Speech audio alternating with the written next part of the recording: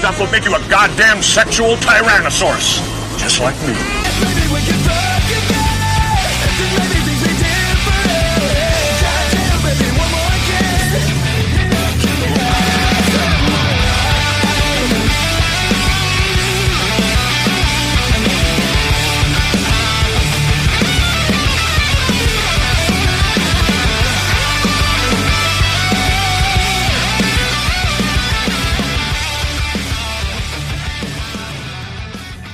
There we go. This stuff will make you a goddamn sexual tyrannosaurus.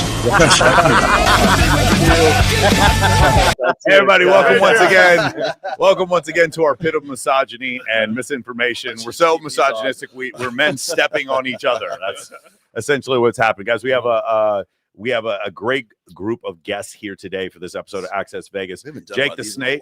Yes, Jake. Yeah. Welcome to the show. This is the first time you've been on here with us. My debut. Thank you for having me. Exactly. Welcome. Awesome. And then Andrew Wilson. Welcome. She's visiting us here in Las Vegas. Yeah. Thanks for having me on, guys. I appreciate it. We had a killer interview earlier today. When's that going to be released? Tuesday. Tuesday, 10 a.m. I recommend everybody, the Crucible audience, take a look at that. It was really good. I got to get very in depth into a lot of views I have. So. I love it. It was great. And then Rollo is here. Yes. And Rollo, author of six Rational books. Male books. And you guys will notice Rollo is dressed as Rollo this time instead of me being dressed as Rollo and Rollo being dressed as an alien last year. That last was week. Amazing. That was incredible. Cheap ass didn't give me a free copy though. I got one. I will go get it for you, right? I'll go get it right now. Yeah. Times are tough. The economy is shitty. It's rough. Yes, you can't get out there. You want me to sign this too? One for cost. Miguel, we got Miguel coming back on the show. How you doing, Miguel? Doing good. Vegas is failing, brother. Yeah, Vegas. Please bring that up because I do want to talk about that. I have some theories on that. And then Charlie, welcome back, man. Good to have you back, man. Yeah, everything's going good, and crypto is about the same as Vegas. It's a psyop. Is that what you're saying? Well, everybody's like, "Oh no, it's over. Everything's going down to zero." Right? Vegas is failing. Speak for yourselves, boys. We had an absolute massive night on the pokies last night. Oh, really? Exactly right. And so, right now is the time to be getting into it, basically. So everything's great. For those of you who don't remember, with the Wes Watson thing. You were up there with me. Oh yeah, we were both. I do remember that. Yeah, you guys were up there with flanking me. you guys. Yeah, sure. I was right next to you. Nobody ever remembers that part. No one remembers anyone else being there. Myron was on stage. I don't even remember. They were there. They got the front row seat, so it was nice. It was nice coming in and seeing them. I was like, man, it's been a long time. Just to let everybody know in the chat, Myron is on his way right now. He's in an Uber and he's on his way to the studio right this very second. So just be patient. Gee, late. Yeah. Playing into the stereotype. On his way. He is on his way. So just back the fuck up in the chat. I'm gonna watch all you guys in the chat today. I really will. Today will be the day I watch everything. Not beating the charges. Terrible. Fire alarm noise. Terribly racist. Chirp. Did you say chirp? He said chirp. He's on Las Vegas time. Yeah, chirp. Incredible. Andrew, something you're involved in. I've heard of it before, but I've never been to a debate con. You got that coming up here pretty soon? Yeah, I really appreciate you bringing that up. So we have Debate Con that's going on starting November 15th. Yeah. Mm-hmm. Yep. Jake will be there. He'll be doing a high-profile debate against an idiot named Planet Peterson. I'll be on there taking on two debates with Richard Carrier, Daniel Kakikachu, so a famous Muslim, and a famous secular humanist back-to-back. It's going to be a great time. We have a massive party set up Saturday for ticket holders. We rented out the entire top floor of a bar. We're going to have an open bar for all the ticket holders. Drink as much as they want. They can eat as much as they want. It's all for the Crucible crew. So, we're out here on our trip. We're going to promote DebateCon. What city? That's going to be happening in Nashville. Okay. Yep, in Nashville, Tennessee. So it's going to be a great time. Strongly suggest there's still some tickets left that you guys get them because it's a huge lineup there. Jake's going to be there. Jim Bob's going to be there. Rob Knorr's going to be there. Rachel Wilson. Rachel Wilson's going to be there.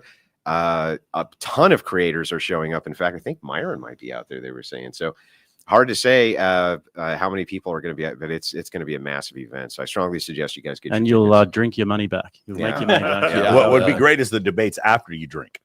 You drink all you can and then start having debates. I'm gonna keep it cool before the debate. Then afterwards, we're gonna have a party. Australia's not real. The main thing, yeah, that's right. The main thing debate that I wanted to focus on was taking a most of the revenue from the ticket sales to have a giant party for my community. Yeah. You know, for my community to show them, you know, thank you guys for all the great support and this type of thing. So we organized a massive party outside of DebateCon, and we're just going to take over DebateCon. That's just like a real life TikTok invasion. So I hope to see everybody there. There you go. Can we turn Andrew up a little bit in the game for his mic? That'd be good. Beautiful. Rollo, What are you gonna what do you like? So it's DebateCon. Do you know what the topics are? Like, what's the? Oh yeah, like yeah. I mean, they're all listed. You can go to Modern Day Debate if you want to get. What are tickets. you gonna talk? What are you gonna talk? Well, I'm debating if Islam or Christianity is better for society, and the next day against Richard Carrier, it's if secular humanism or Christianity is better for society. So, yeah, those. So are lightweight stuff like that. Yeah, lightweight stuff. Yeah, and these are brutal debaters. Kikikachu has been in the debate sphere for a long time. Carrier's written 15 different books on the topic. He's a super genius, so I can't wait to tangle up with him. It's going to be a great time. And Jim Bob's debating out there. Jake Julius, he's debating out there. Tons of big debates that are going on there back to back. There's going to be inspiring philosophy out there, phenomenal Christian apologists. So I'm looking forward to seeing everybody out there. Rachel Wilson's doing a feminism debate. Yeah, with mine's Greg. the same secular humanism, but Rachel Wilson's going to just the feminism debate's going to be great to see the wife up there doing that. So. And are there going to be like panels and stuff, or is it just going to be like 1v1, man? 1v1, yeah, 1v1. It's all day for 2 straight. Seems days. like an arm wrestling tournament, right? You know? They sit right across from each Well, other. it is. I mean, it is a tournament, right? Yeah. I mean, that's exactly what it is. But at least this way. We can leverage the fact that I was going to go to DebateCon anyway to have a giant party with our community. So that's the main thing, right? I want to have the giant party with the community and show up to the debate. I swear I've never debated one time at DebateCon where I wasn't hungover, and I'm just not going to break that tradition. I just refuse. You did mention before people don't really debate now, or they don't understand the concept of debate. You've had ones that are degenerate into name calling and stuff like that, and the art of it is lost because, like you said before, you're generally not trying to convince the person across from you of your viewpoint, but the audience that's watching. Yeah, the audience is what matters more than anything. It's nice if you can convince the person across from you too, but it's not really the goal. So like an example of this, in this very studio at this very table, 2 nights ago, I was debating with that was what, last night? 2 nights ago. 2 nights ago. Okay. Yeah. Debating with a complete fucking idiot. And the chat is going nuts right now. Who didn't know. I mean, this guy didn't know anything, and he was just an incoherent, babbling mess. And what happens is they get in their emotions. They start filibustering. They don't know what to say. Right. Debate is about structured arguments for propositions and determining whether the proposition is true or false based on those arguments. And it's like, look, that is an art form that's going by the wayside, which is incredible considering that the war of our time is an information war, not a physical one. And debate is the best weapon you have in it. And so many people are so bad at it. And it's definitely a tool you need, which is also a shameless plug for Debate University. So you need to go over there and get my debate course immediately because it's awesome. So shameless plug there as well. And oftentimes the more mainstream you go, the worse they get at debating. Like probably, I've never seen you guys debate, but all 4 of us would just absolutely take any mainstream news anchor to school right away. Well, one of the problems I have like with calling debate right now is like it's something different than what classical debate is. Sure. Right? Like classic debate was take a subject, take a phenomenon, take a dynamic, whatever it is, and then you have 1 for and 1 against, and you're debating whether or not that thing is true or it's false, right? It's not about I'm going to make my opponent look bad or whatever. It's not, I mean, that's why we have like logical fallacies in like classical, like logic and debate and stuff. So if you ever take if you're on a debate team in college or something like that, or you just take classic logic classes, you're going to learn about logical fallacies and things like that. And the reason why those were kind of drawn out as sort of like no-nos, like against the rules kind of thing. Like you attack the subject, you don't attack the person, right? We all know what an ad hom is. Ad hominem, it's just, calling you're an asshole, fuck you, but the reason why we have those, or we've identified those, is because it distracts from getting down, boring down to the point and finding all the details and finding all the stats itself, and everything. Yeah, exactly. And then you've got modern debate, which is this good or bad? Is this a good practice or is this a bad practice? And then it's convincing the audience at that point. Well, it's interesting. There's nothing new under the sun, right? If you go back to Socrates and Plato, they were the original blood sport debaters, and they actually were in the street humiliating people. And that's where the idea of the sophist came from, is a certain type of person they're debating, right? And they were engaging in then what was called sophistry. And it was like, haha, stupid. You don't know, you don't understand how to make argument. Like they humiliated them just as bad as we do in modernity. Well, but I mean, like during the debate, though, like the debate, let's just say this, the purpose of the debate was different than what we have. Well, like, and then so you get into like postmodern debate, which is my opponent is a liar and he's on the enemy side and fuck him. And, it's basically, you're just building a case, and it could be about anything. But they point, but as this is pointed out, the point is to destroy your opponent. Yeah, but as this is pointed out in ancient philosophy, what is rhetoric? It's anything that convinces. And so if it's the case that I can convince you by telling you how bad he is and never engage in a single argument, you walk away thinking he is, didn't I win? Didn't I win? Did I win the debate? Maybe not. Right. But especially if his argument is really bad. Right. Is really stupid. Right. So the thing is like with the rhetoric has its place too. But the problem that I think you're pointing out, and it's a great problem to point out, is that it can't all be that now, and that's what it all is anymore. It's all just rhetoric without any political environment, mostly, or like the education. I think that most people's worldviews are indefensible, and most of the shit they say is untrue, and it's unfounded, and it's really stupid, and it's propaganda. Yeah, and it's way easier to use rhetoric and appeal to people's emotions than it is to ask about a true-false proposition that might hurt a worldview and cause cognitive dissonance. I think it's often also to do with attention span as well. Because if you look at Piers Morgan, what is that? That is just people going at each other with little tidbits. Right. People get their information from TikTok. If you actually want to study a proposition, you have to be able to steel man the other person's worldview and then be able to logically break it down yourself, have a proper framework. And that takes a lot of in some sense, like it's the lack of empathy, because basically people need to be able to put themselves in somebody else's shoe to understand basically. And they also they want to understand it like this. Yeah, that's not really possible. Yeah, it's interesting. Like that's a really good point. A lot of times high tier debaters have oppositional worldviews, like in boxing, maybe, or UFC, you might see this. There's a respect that's given between the two of them, because they have to wear the other person's mind like a skin, right? They have to really understand exactly what their position is. And so you can at least see the view. Like, well, the view makes sense. I may argue the view. I may think it's wrong, but it's not incoherent or stupid. You're not this isn't a stupid person who has this view. It's just an incorrect view. Do you think it's because of the physical danger of those sports as well, forces it a little bit? Well, I don't know. Charlie Kirk was just assassinated, so it seems like debate's becoming a much more dangerous sport. Well, yeah. We were just having this conversation over dinner about like combat sports and then debate. So if you're going into a boxing ring, and you're just swinging from the hip and you're getting emotional, you'll pretty much always lose. But if you go in there and if you stick behind your jab, you watch that person, you watch their footwork, you watch their chest, you watch their eyes, and then you are tactical about it, you're going to win. It's the same with debate. Boxing's not good. Jiu-jitsu's better, bro. Butt sniffing. So debate's not good. Debate's not good. Rhetoric's better. So in the debates I've done, and I did them in college, and then I've done a couple with like Destiny, and mostly I get a bunch of flat earthers. But the main thing I end up debating is social circle versus like cold approach and stuff like that. Whenever I talk to someone, I remember the first thing I always think is, what if everything I believe is wrong? What if everything, and I rebuild my argument from the ground up, believing everything I believe is wrong. Secondly, I obsessively go over every single one of their arguments on video every time I can. And I always assume that the person I'm debating is smarter than me, more quick-witted than me, going to come back with punchier, funnier lines. Usually it's not the case, but I always assume that is the case beforehand. And you said something that I totally agree with. At the end, I in my mind, I'm like, thank you for allowing me to show this worldview. So I come into there with gratitude.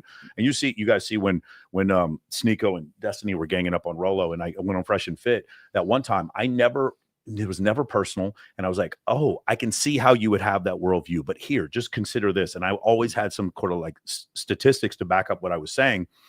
And I found that that's probably the best, as opposed to what a lot of guys do, where it's like, oh, this guy's more popular than me. He's got more followers than me. Let me fucking yell at him and talk shit, because that way I can probably get some clout off of this. And that's what I see happen probably the most. Yeah. I think that is what happens the most. Yeah. All right. What's funny though is it's counterintuitive, because if they would actually engage in the debate, even if they lost, right? If they put their view out there, they would actually get more followers to their to them. They would actually get more people who had but that's and it not makes the you a world lot we better live in. debater as well. Like I remember I was speaking to Rachel Wilson, and she was telling me how Andrew used to just sit down there and just watch these leftists in their spaces, Yes. in their TikToks, in their Discords, and all these sorts of things for hours and hours and hours. And she'd be like, "Come upstairs," and he'd be like, "No, I have to understand them. I have to understand everything about them." Yeah. Like you said, like you have to be able to wear their skin, and that makes you so much better a debater. I will tell you one other thing that I did is I would listen to someone's viewpoints on whatever it is, and it didn't matter if it was dating or the astronomy or we landed on the moon or whatever. And I would actually, before they got to their viewpoint that I knew they were going to get to, because I watched them do it at the last 6 debates, I would bring it up and the opposition to it before they ever got to it, so that they couldn't even use it. And so that was a big one. Like I'll give you an answer for one. That's so what you're doing is you're pre-assuming the argument, you're refuting it before we can ever get to it. Right. And what that does, it takes the ammunition out of the gun. Yeah. Right. So now what do you got? I've already destroyed all this many times in opening statements. I'll destroy opponents. They have nothing, no other place to go. I'll tell you one of the ones I did that made people furious is I debated John Zerka on whether or not the earth was flat. And I started off with the presumption. I was like, nothing I'm going to say has to do with NASA, photographs from space. All of my proofs are going to be done by normal people standing on the surface of the earth in fake places like Australia. Yeah, but like I said totally fake, by the way. Yeah, totally fake. But when I said that and they realized they couldn't use NASA is a lie, the moonlight, when I took 70% of their argument away, I got the most hateful comments in the chat. How dare this guy? What's he talking about? Can't talk about NASA. Because I knew that's where the majority of they misunderstand. For instance, I'll give you an example. NASA makes composites of like several different photos together, and they composite them on grayscale, and then they color the photos afterwards, just because some of these nebulae don't appear in the visible spectrum.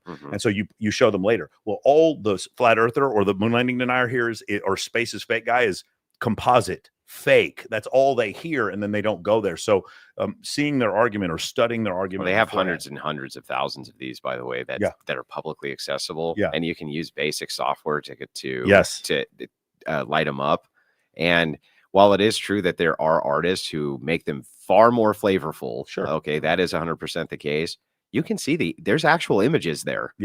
And so I won't get into it too much more than that, because otherwise every flat earther and their brother will come after me, and I'm just not interested in the flat earth. I have all the concerns in the world that I'm after. In terms of the debate, that is not one of them. I reckon that's one of the most interesting parts of debate is actually tactics. Because I do the opposite sometimes. So I was debating a left or right, like which is more dangerous in terms of political violence the other week, and I kind of intentionally made it look like I didn't really know what I was talking about in terms of facts and studies in the opening statement, because I didn't want him to have time to prepare for when we were in the opening dialogue. I knew he was going to pull out the studies. I just knew it was coming.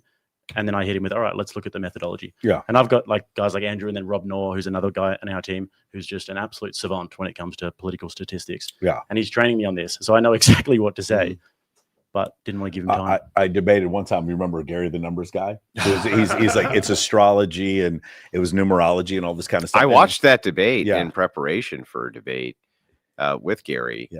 That debate with Gary went so terrible for Gary. And all he's done ever since then is sit in Twitter Spaces and talk shit. And that's all the guy can do. He's never. Well, that's his whole business plan. That's his whole revenue. The whole revenue. That's what he does. Gary lost like a couple hundred followers on Instagram after that debate. Because so if you guys go on Social Blade, look at the date of the debate, you'll see he lost. Well, he just spent the whole debate with you pissed off. He was just like, if you go, I mean, and the thing is, just like when you're fat and Jewish like that, which are not good. It's not like the guy doesn't have great optics to begin with. Like he's ugly and fat and stupid and retarded. So when he's spurting out against a guy like you, who's not fat and ugly and stupid and retarded, they look ridiculous. And so I always imagine him when he's in the Twitter space that he's in like an oversized chair for his fat ass and he's flailing his arms. You know what I mean? And another thing and another. That's how I always envision the guy. You ever seen the South Park poo bag episode? Yeah, totally. Where his mum has to bring the poo bag and he's playing his game. He's got the pimples on his face. So anyway, the tactic I was going to bring up is he would say something which was completely false. And I would literally look at the camera and I say, this is just for the audience. This is called blah, blah, blah fallacy. You see what he's doing here? He's did this and then he did it. And then I would return back to talking to him. But I would like stop with like being a narrator, be like, as you guys can see, he said this a few minutes ago. Now he's changed to this. You can change it. First 11 meant this, and now 11 means 1 + 1 is 2. So now it's the number 2. You guys see how he changed it, and then I go Which, back. by the way, is a subtle form, and almost all numerologists do this. And it's an old occult practice. It's a subtle form of not brainwashing, but mesmerization, or you would call it modernity, maybe hypnosis. Yeah. So it's a low form of hypnosis, and the idea is to get you in this pattern where everything that you're hearing sounds good now, right? That's 11. That's 11. That's 11. Yeah. That's 11. That's 11. The two of you, there's 1 and 1, but the two of you are next to each other. Looks like 11. Yeah. And that predicts that this studio Yeah. was always going to be here. And then let's count this 2, 4. There's 6 of us, right? Plus 6. 5. Yeah, hang on. 6 and 5. That's a That's power 11. number. I count 1, 2, 3, 4, 5 monitors. You know the other thing that's really funny Coincidence? I think not. The other thing that's really funny about social media, though. I remember that guy. This fucking idiot told me, it's like we were getting into plane crashes, and he was like, and it's always on this exact date. So we just pulled up the data live, right? My guys just pulled it up, and we're like, no, he's totally wrong. This is the dumbest thing I've ever heard. The one about the billionaires all being born on the 5th, and then I just went and found all the billionaires Yeah, that it's weren't just all born on the 5th. bullshit. It's It just took 2 total seconds. bullshit. And then and then the other one was I can't remember what it was. It was Jim Brown and Michael Jordan were born on this day of the month, and they're the greatest at their position. I was like, Barry Sanders is the greatest running back of all time, not Jim Brown.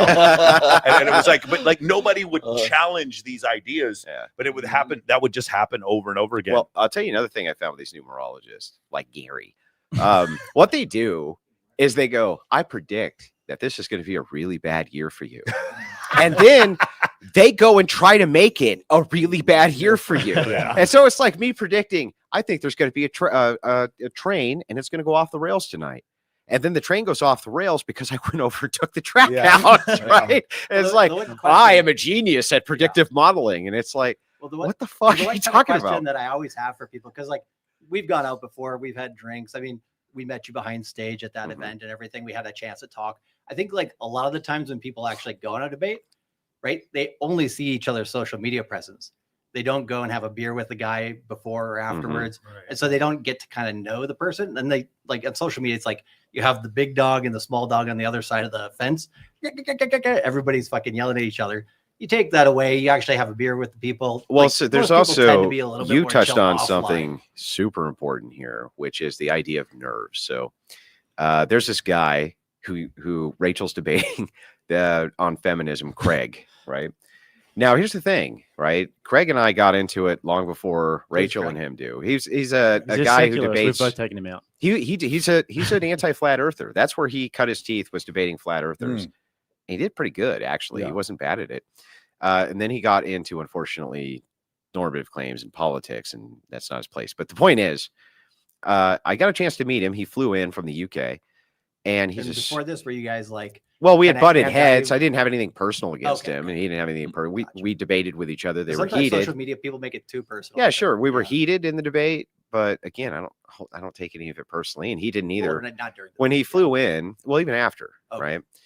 When he flew in, we sat down and we talked. I think we had a beer, Okay. right?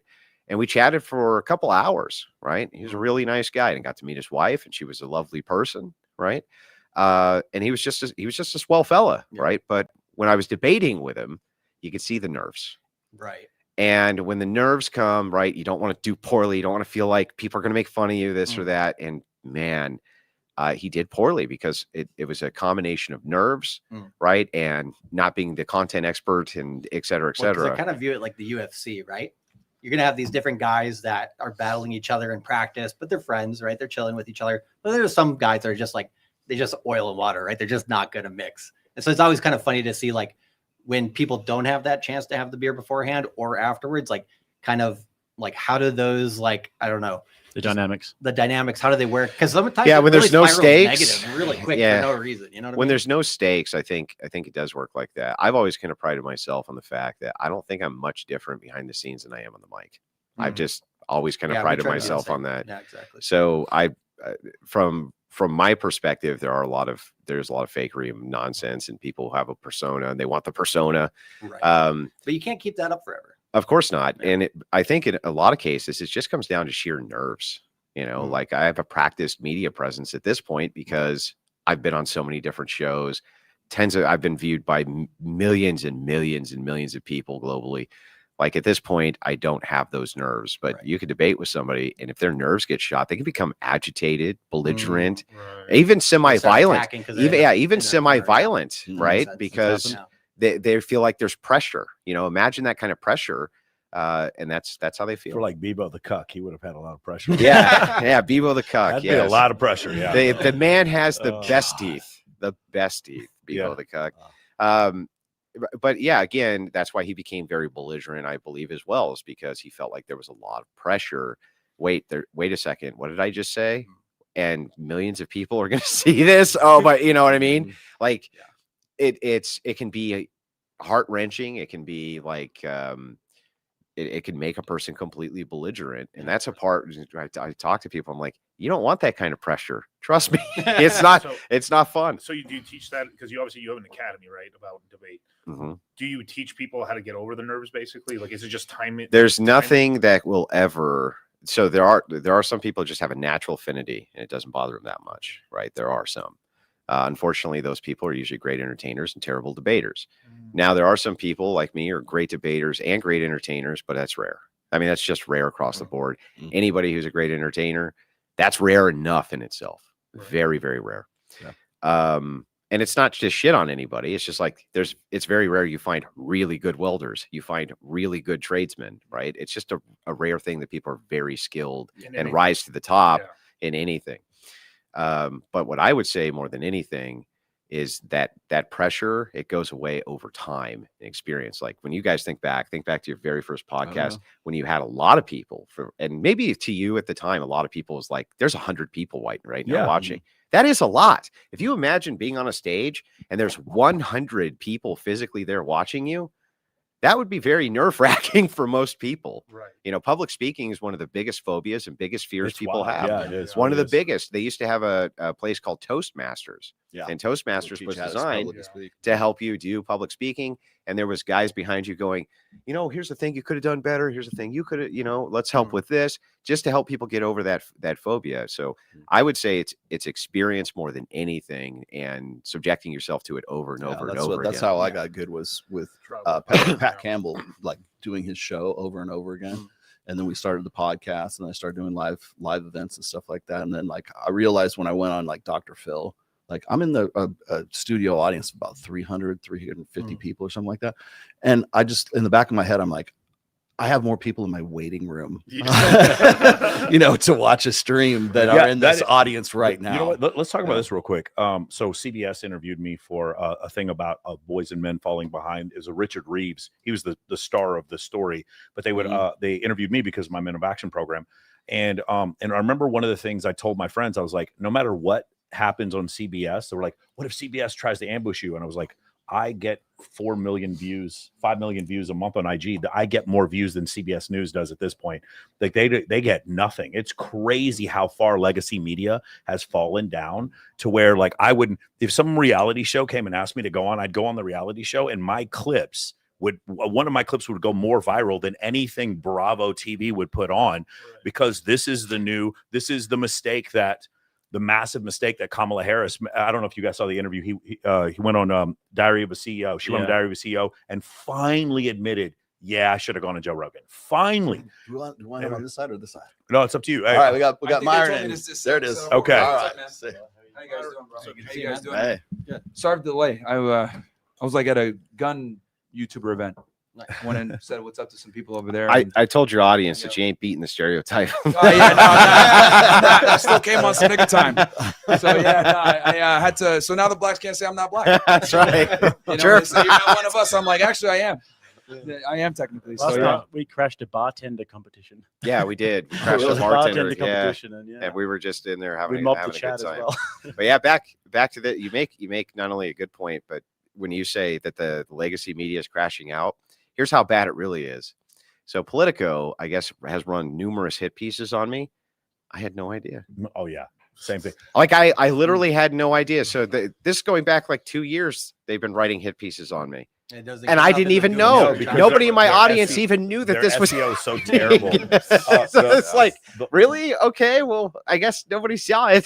Yeah, the London Times wrote an article about me, and then someone sent it to me, and then I looked up the article several times. I was like, okay, let me go in incognito mode on Google, and I couldn't find it because their SEO was so terrible. They don't know, they're so far behind. Legacy media is just like worthless. So you can still use it on your board, say, you know, as seen in Forbes, as seen in these different places. But like, I would rather have a popular podcast than be an anchor on NBC at this point. Can we get a bow from you, Myron, considering you're the only person in the room who had a former presidential candidate who is coping about you? Yeah. Can we get like I mean, I feel you know, yeah, you guys I feel are like the only one. Yeah. We'd have a woman in the White House if it wasn't yeah, for me, I feel right? like out of all the people who have had other people coping about them out of this group in this room, you definitely win on that, having Kamala Harris personally cope about Byron Gaines. I was shocked that, like, because you know, someone sent me the thing and they're like, dude, she wrote about you in her book. I was like, what? And like, they sent me the excerpt and I was like, and he sent it to me and I was like, what the hell? And I, you know, I ended up, well, I won't say that. I'll tell you guys off camera who sent it to me. But here's the funny thing. You guys remember before the election, I brought this up several times. I said African American and Hispanic men are going to start voting Republican. And I literally, what did I call it? Do you remember what I call the effect? Oh yeah, the Myron Gaines I effect. literally called it the Myron Gaines effect. Yeah, I said what Myron, because this we're talking about social conditioning. It's like Myron and people like Myron were making it comfortable for African Americans to say, hey, maybe I don't want to vote for the party of Glorilla and Megan Thee Stallion. Yeah. Maybe I do want a wife. Maybe I do want faithfulness in the home, and maybe I want a family. And I said that, and then what happened? 35% of African American men, which doesn't sound like a lot, but when you consider the propaganda that they've been fed for the last 100 years, the fact that 35% of African American men, I heard under the age of 30, it was like 50% of African American men, 41% of Hispanics voted Republican in the last election. And so I called it the Myron Gaines effect. Yeah. And then it happened. It came true. I made a video about it the next day, to being like, guys, I knew where a huge swing was going to be, because a lot of liberal politics when it comes to elections was, I have to vote this way because this is what my family said, this is the color of my skin, and this is my religion. And I believe some of the things we do on the internet is making it so I don't have to do that anymore. Well, can we just point out the irony of all these progressives running around talking about how the manosphere and social media influencers, they don't really have any influence. They really think an awful lot of themselves. They really think that they really are out there changing things, and they're not. And it's like, look, I ain't never heard Donald Trump cope about destiny, but I can tell you for sure that Kamala Harris coped a lot about Myron Gaines. You know, it's like, well, there's, you know, here's the distinction that I can see is like, obviously there's an effect in culture if the person running for president is blaming the loss on a social media influencer. Well, I mean, the first thing they said right after the loss was, "Oh, we don't have anybody on our side like Joe Rogan." That's W's in chat for Myron, by the way. Appreciate that. Or who was the other guy? Theo Vaughn. I mean, Theo Vaughn is not red pill. Yeah. But they wanted to. It's like they conflate bro culture with like red pill manosphere, and I'm just like, have we gotten to the point where it's like everything that like anything that's against you is suddenly a red pill or something? You know, but can we point out how staggering it is? Like, it's just staggering to me that if Myron walked outside, he had a heart attack tonight, and he never did anything again for the rest of his life.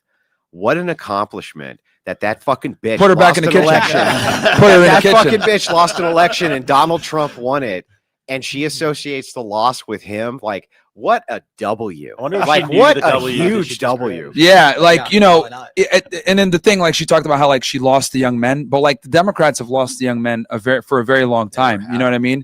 And it's been that way. Like, we're seeing like the meteoric rise of like Nick Fuentes, for example, right? This is the byproduct of not just the Democrats, but like also the Republicans to a degree, because Democrats didn't give a shit at all. Yes. But now it's starting to be exposed that like the GOP didn't either, right? Yeah. If you're not like a big donor, you don't have a lot of money, they didn't care either. So like ostracizing men has negative consequences when they actually unite and get behind something. And we're seeing that now. Give them a mission, remember?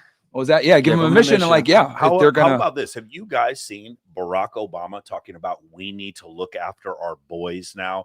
Literally, like saying the now same they care. things we've been saying. And Gavin Newsom, he goes on and he with Richard Reeves, and he starts like literally saying almost verbatim what we've been saying for like 18 years. And then what Chris Williamson was just on with Tucker Carlson. I'm listening to this guy like spout off red pill point after point. I'm like, where the fuck have you been for the last? Oh, I commented. Years, I commented on that. I said, like, because one thing because here's the thing, I don't hate Chris Williamson. I've actually met him before. He's a nice guy, but he's purposely keeping out guys like us from going on a show. Like purposely, and it's like so fucking blatant. And like he'll bring on someone like a Sadia Khan or like these other like pseudo red pill he had people. He had Bonnie Blue on before he had Rolo Tomasi. Dude, Just think about that. And it's like I wouldn't care like if they didn't go on there talking shit on us. Like I've seen them badmouth every single one of us at this table, pretty much his guests. And it's like, dude, you don't even let us go on there and like defend ourselves or give our worldview. And quite frankly, we're more popular than all these fucking people that you bring on. Yeah. But the reason why he does that is because I'm pretty convinced that he's scared to share his audience, and he's also scared because a lot of women watch him. Yeah. So like guys are terrified of this because I've realized this with like dealing with like, more normie influencers. These guys that have like a 50-50 female male audience or have a lot of women, they don't want to bring us on because they don't want to be called misogynist or they don't want to lose their audience, which is super fucking cucked. I can't get rid of them. I can't get rid of the women. I've tried. I've tried for years. I'm trying to get rid of my women subscribers. Every single time, I'm like, can we just get the fucking women out of the chat? They're like, you can't get rid of them. I'm like, fuck. You know the easiest way, just get into crypto. But it's just but it's like super annoying because he brings people on. He brings people on that constantly talk shit on us, constantly, and he will never bring on the guys that they're talking shit about. But and the thing that pisses me off the most is like, we're bigger than all these fucking randos he brings on. Bro, Chris like a lot of these guys are nobodies. Literally had James Bloodworth on. Do you guys know who this guy is? So he goes around, he would go on all these pickup boot camps, and then he would expose them and then write articles, and he wrote a book about it. He came to one of my boot camps, lied about every dude. I got people that'll swear under affidavit. Every single thing this guy said was a lie. He goes on Chris Williamson and spews his nonsense. And I'm like, he's defaming me, but you won't have me on? That's crazy. That's what pisses me off about him. I don't care if you platform me or not. Isn't that like, what always happens to us? I mean, how many times has this happened, Jake, where some crazy feminist is running down me or Myron or Brian at the whatever pocket? This happens constantly. And I'll go to their channel. I'll go to their channel and it'll be highlighted with like 800 likes from the community. I'll be like, why don't I just come on and discuss this with you? Because you just lied about an awful lot. And they go, destroys their narrative. Yeah, and that's right. And what they'll do is they'll make a video the next day. Andrew Wilson upset with me because blah, blah, blah. Yeah. Well, you can make a video. I don't want to tit for tat. I want to go on and talk to you about why the fuck you're lying about me. Bad faith. It's funny. Bad faith. It's bad faith. Like I don't give a shit if he brings me on or not. Quite frankly, honestly, I think at this point, like I'm more relevant than he is. But the thing is that don't bring fucking people on that are like gonna constantly shit on me and talk about me and talk about Rolo and Andrew Tate and everybody else. And you're too fucking pussy to bring us on because you're scared of losing your audience. But you bring these other loser pseudo guys on that talk shit on us all the time, attack our credibility, and we can't even defend ourselves. Yeah, that's fucking stupid. Think about it. It's annoying. So think about it from their standpoint. And I mentioned this before when we call it gatekeeping. Yeah. The concept is this: like we're getting attacked all the time, and we're debating all the time, and we're doing 10, 20 hours of content per week. If we go on there, if you go on Chris Williamson, you're not going to come off sounding like a lunatic. You wouldn't come off sounding like a lunatic. And he's going to get views. And the problem, that's the other thing that pisses me off. He's going to get views. Like, stop being a bitch. Yeah. Or don't platform these dickheads. Yeah, exactly. The problem isn't that his audience will not like us. The problem is that his audience will like us. Yeah. And then at that point, now the message is mixed. And then you get a bunch of people in the comments like, I liked your show, but you did have this one guy on and I'm not going to follow. And then you're going to have people who completely take all of us out of context and like, I'm never coming back on your show. And then the other thing is he's got advertisers, and that's also a big But most of that shit is all ops. Like, let me give you the point of the op, right? How many times have you guys, all of you guys, everyone sitting at this table has seen this? I'm a big fan of such and such, but man, they really lost this one. Mm-hmm. I'm a big fan of such and such, but he really is off. He's really out to lunch on this one. They're not your fucking fans. No, bro, they're not your fucking fans. They're the fan of the other guy, and they're coming in and they're trying to poison the well. They're not your fucking fans. Yeah. Like, what are you talking about? And I see this under Myron. that the last debate that you did, Yeah. right? With who Tatum, Destiny, it was College? Destiny. Tatum. It was the Destiny. Well, and the Tatum one too. Yeah. Same Yeah. thing. Yeah. I used to be a big Israel. fan of Myron until this debate. Oh yeah. I used to be a big fan of Myron, and then I saw this debate, and now I hate him. You know, now I'm not a big fan. I'm like, this fucking guy's been talking about this for the last year. It wasn't this debate that changed your mind. They're op chatters, right? They're there specifically to poison the well, change the narrative. So I don't believe any of that shit anyway. I always laugh at these people. I always think it's so funny. I was watching Rob Henderson not too long ago, and I forget the name of the chick he was on. He's a evolutionary psychologist guy that I follow quite a bit, and he mentioned me by name, and he was like, "Oh, there's this Rollo Tomasi guy. I guess is the rational male, blah blah blah." I don't know much about him. I have him on mute, on Twitter. But let me tell you, for the next 45 minutes, all about him. I mean, do you like? And you have a doctorate. You have a DR. And here's the thing: like, you two guys, look, I can see why they must say, okay, Myron's really this guy's a Nazi, whatever. All right, fine, don't platform me. But like, I don't know why they don't platform you guys. You guys are clean. Like, you guys are far reputation. Well, you know why? Because we're not. Well, hang on. I'm not. Ecosystem Look, I'm sorry. Yeah. I do get platformed a lot in the mainstream. I do. Right. So I'm not part of the they won't platform. Well, what they'll do is they'll take our ideas and run it right up to the gate, and then they'll pull out the stuff that they like, and then they'll say, "We can't. Look at what we made." I think it's because you reach a threshold in audience size where you can't be ignored. Yeah. And there's nothing that they can do about that. Myron, they sent him off to the depths of the abyss, thinking that they were going to get rid of him.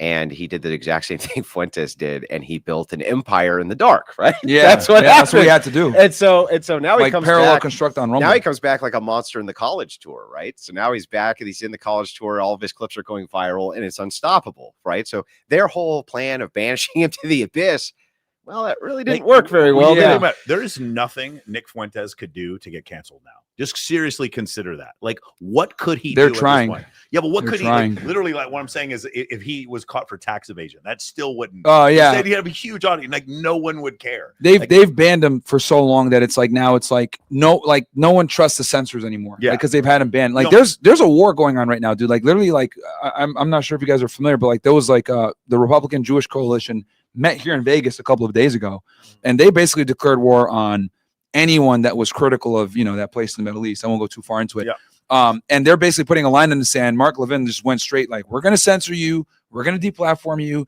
These guys don't deserve a platform, blah, blah, blah. And they're taking the gloves off. So it was a declaration of war. Him, Randy Fine, a bunch of these, Ted Cruz, all these guys got on stage and we're just like going at it. Like everybody that's critical of, that And you see that war is just heating up, and you see what's going on social media. You ain't seen nothing yet. Interestingly enough, what happened when they removed, so Fuentes, for instance, he had YouTube, right? Took that. Twitch took that. D Live took that, right? Next thing, take that. Took him off Twitter, took him off everything. But what happened is it forced right-wingers, not just him, he wasn't the only one who was deplatformed. Alex Jones was deplatformed, for instance. Alex Jones still can't have a channel anywhere. Yeah. Totally deplatformed from anything in the mainstream. And there's many other creators like that. Another good one that most people don't ever talk about is Stefan Molyneux. Stefan Molyneux had the largest philosophy show in the world at the time on YouTube. And he wasn't really making kind of content which was designed to be edgy or anything like that. He was just diving into deep philosophical issues of our time. But he got caught up in the ban wave. They removed him too. What these guys all went and did was they pioneered alternative media, and not just alternative media in the conventional sense, but brand new outlets. So Stefan Molyneux went on. I think he founded a streaming platform. Fuentes, he founds Cozy. When Myron's deplatformed, there was already something there, right? Rumble was there to assist with the alternative. And so what ended up happening is now there's no opposition. So when people are looking for, well, what happens when you find somebody who is deplatformed everywhere and is saying things that you agree with? Well, now they have something they can say. They can say they shut us down because we were telling the truth. And now you feel like you found a hidden gem, man. You found the diamond in the rough, because if they weren't afraid of him, he wouldn't be deplatformed on everything. And so in many ways, the progressives have made their own enemy. Yeah. They have made their own enemy by forcing conservatives to make brand new social media platforms, make brand new ways to interact with media. And the second Elon Musk opened up Twitter X and that flood came in, progressives got wiped the fuck out. And what do you think? Months? Yeah. Couple of months. They were wiped out. They had to make a blue sky. Yeah. So going back to what your point, I was listening to this one professor talk about what woke culture is and where woke came from. And woke is stopping the debate, like stopping the discussion. That's essentially what it is. I'm so offended, I won't have this discussion with you. So people on the left are not going to debate. People on the right were debating with one another. A lot of people on the left, and they were debating with the left. Yes. Yeah. And they would, but there was not as many people on the left that wanted to debate because they would feign offensiveness or feign wokeness, or I can't believe we're having this. Think of Larry Summers losing his job at Harvard because he stated that there's more men outside 1 standard deviation of IQ, and that's why there's not as many women in STEM. He loses his job at Harvard because of that, simply not because anyone wants to deal with the issue on its face, but because they were offended, they were woke, and then therefore they canceled Look him. at Jordan Peterson. But same thing. Exactly. So here's the problem, right? You keep doing the woke thing and you keep deplatforming them. And so now you kind of win because they can't come out with their argument, which their argument is generally, again, I think our arguments are more sound because they're more sound, but I also think our arguments are more sound because we get attacked more. I do think that because we get attacked so much that we have a bulletproof foundation for our argument. But what happens? I think my arguments are sound because they're true. Yes, exactly. Right, because exactly. it's true. And when you're arguing from the truth perspective, it's hard to lose. But you've also seen flat earthers go on and debate somebody and make them look silly, even though the earth isn't flat. It's like the skilled debater. Yeah, I understand. Yeah, you can argue positions which aren't true effectively. Yes, and win. Yes. I've seen that many times. I'm not arguing that that's not the case. You're completely right about that. Yeah, I would just say, I think that it's an audience distinction thing. I think you're right that woke is designed not just to shut down conversation and debate, but even more important, I don't even think it's the wokies themselves who want that. They seem to actually want to engage in debate. The Twitch sphere, they want to engage in debate. The Destinies of the world, as Myron knows, they want to engage in debate. He's one of the few. A lot of these people do. They're terrified of their audience. So it's like a giant virtue signal. You can imagine, if you will, a priest, right, who has a Puritan parish. Maybe he wants to have a drink with his kid, but he can't because the optics are so bad, right? Just like a celebratory, oh, congratulations or something like this. The optics are too bad. They can't. Andrew, that's an interesting point because, like, I've always thought to myself, like, why? Because I've always thought, like, okay, their arguments are weak. They're just scared to talk to us, right? That's why they come up, like, because what do? You're a Nazi. I'm not going to talk to you. Audience You're a fascist. I'm not going to talk to you. But that's a good point where they're scared of their audience too. Yes. Where even talking to someone or debating someone with a different viewpoint is so heinous to them. Like, Mehdi Hassan. Yes. He did the 20 verse 1. I don't debate fascists. Yeah, that's it. What? Well, but what is that except a virtue signal? He's signaling to his audience, I'm on your side. I agree with you. These people are too heinous to ever be in my distinguished Mehdi Hassan presence. I am too distinguished for people like these low-tier Nazis to come in on here and discuss the issues of our time. Their audience is making that demand. Your audience is opposite. So what Myron's audience will do is they're demanding that he engage. Yeah. His audience is like, get him. Get that fucker. Get that leftist. Get that progressive. Get that feminist. Get that bitch. Same right? With your audience that's too. That's the whole. They're like they want to see their worldview Conservatives represented, want to see debates, and they think that that my worldview can destroy all others, and I think it can for the most part, right? But Myron, your audience does too. They think that your worldview is superior, so they want to see it showcased. And you know what? If you lose, they'll even tell you that too. Like, hey, man, you fucking lost this one, but who cares? Get right back into it.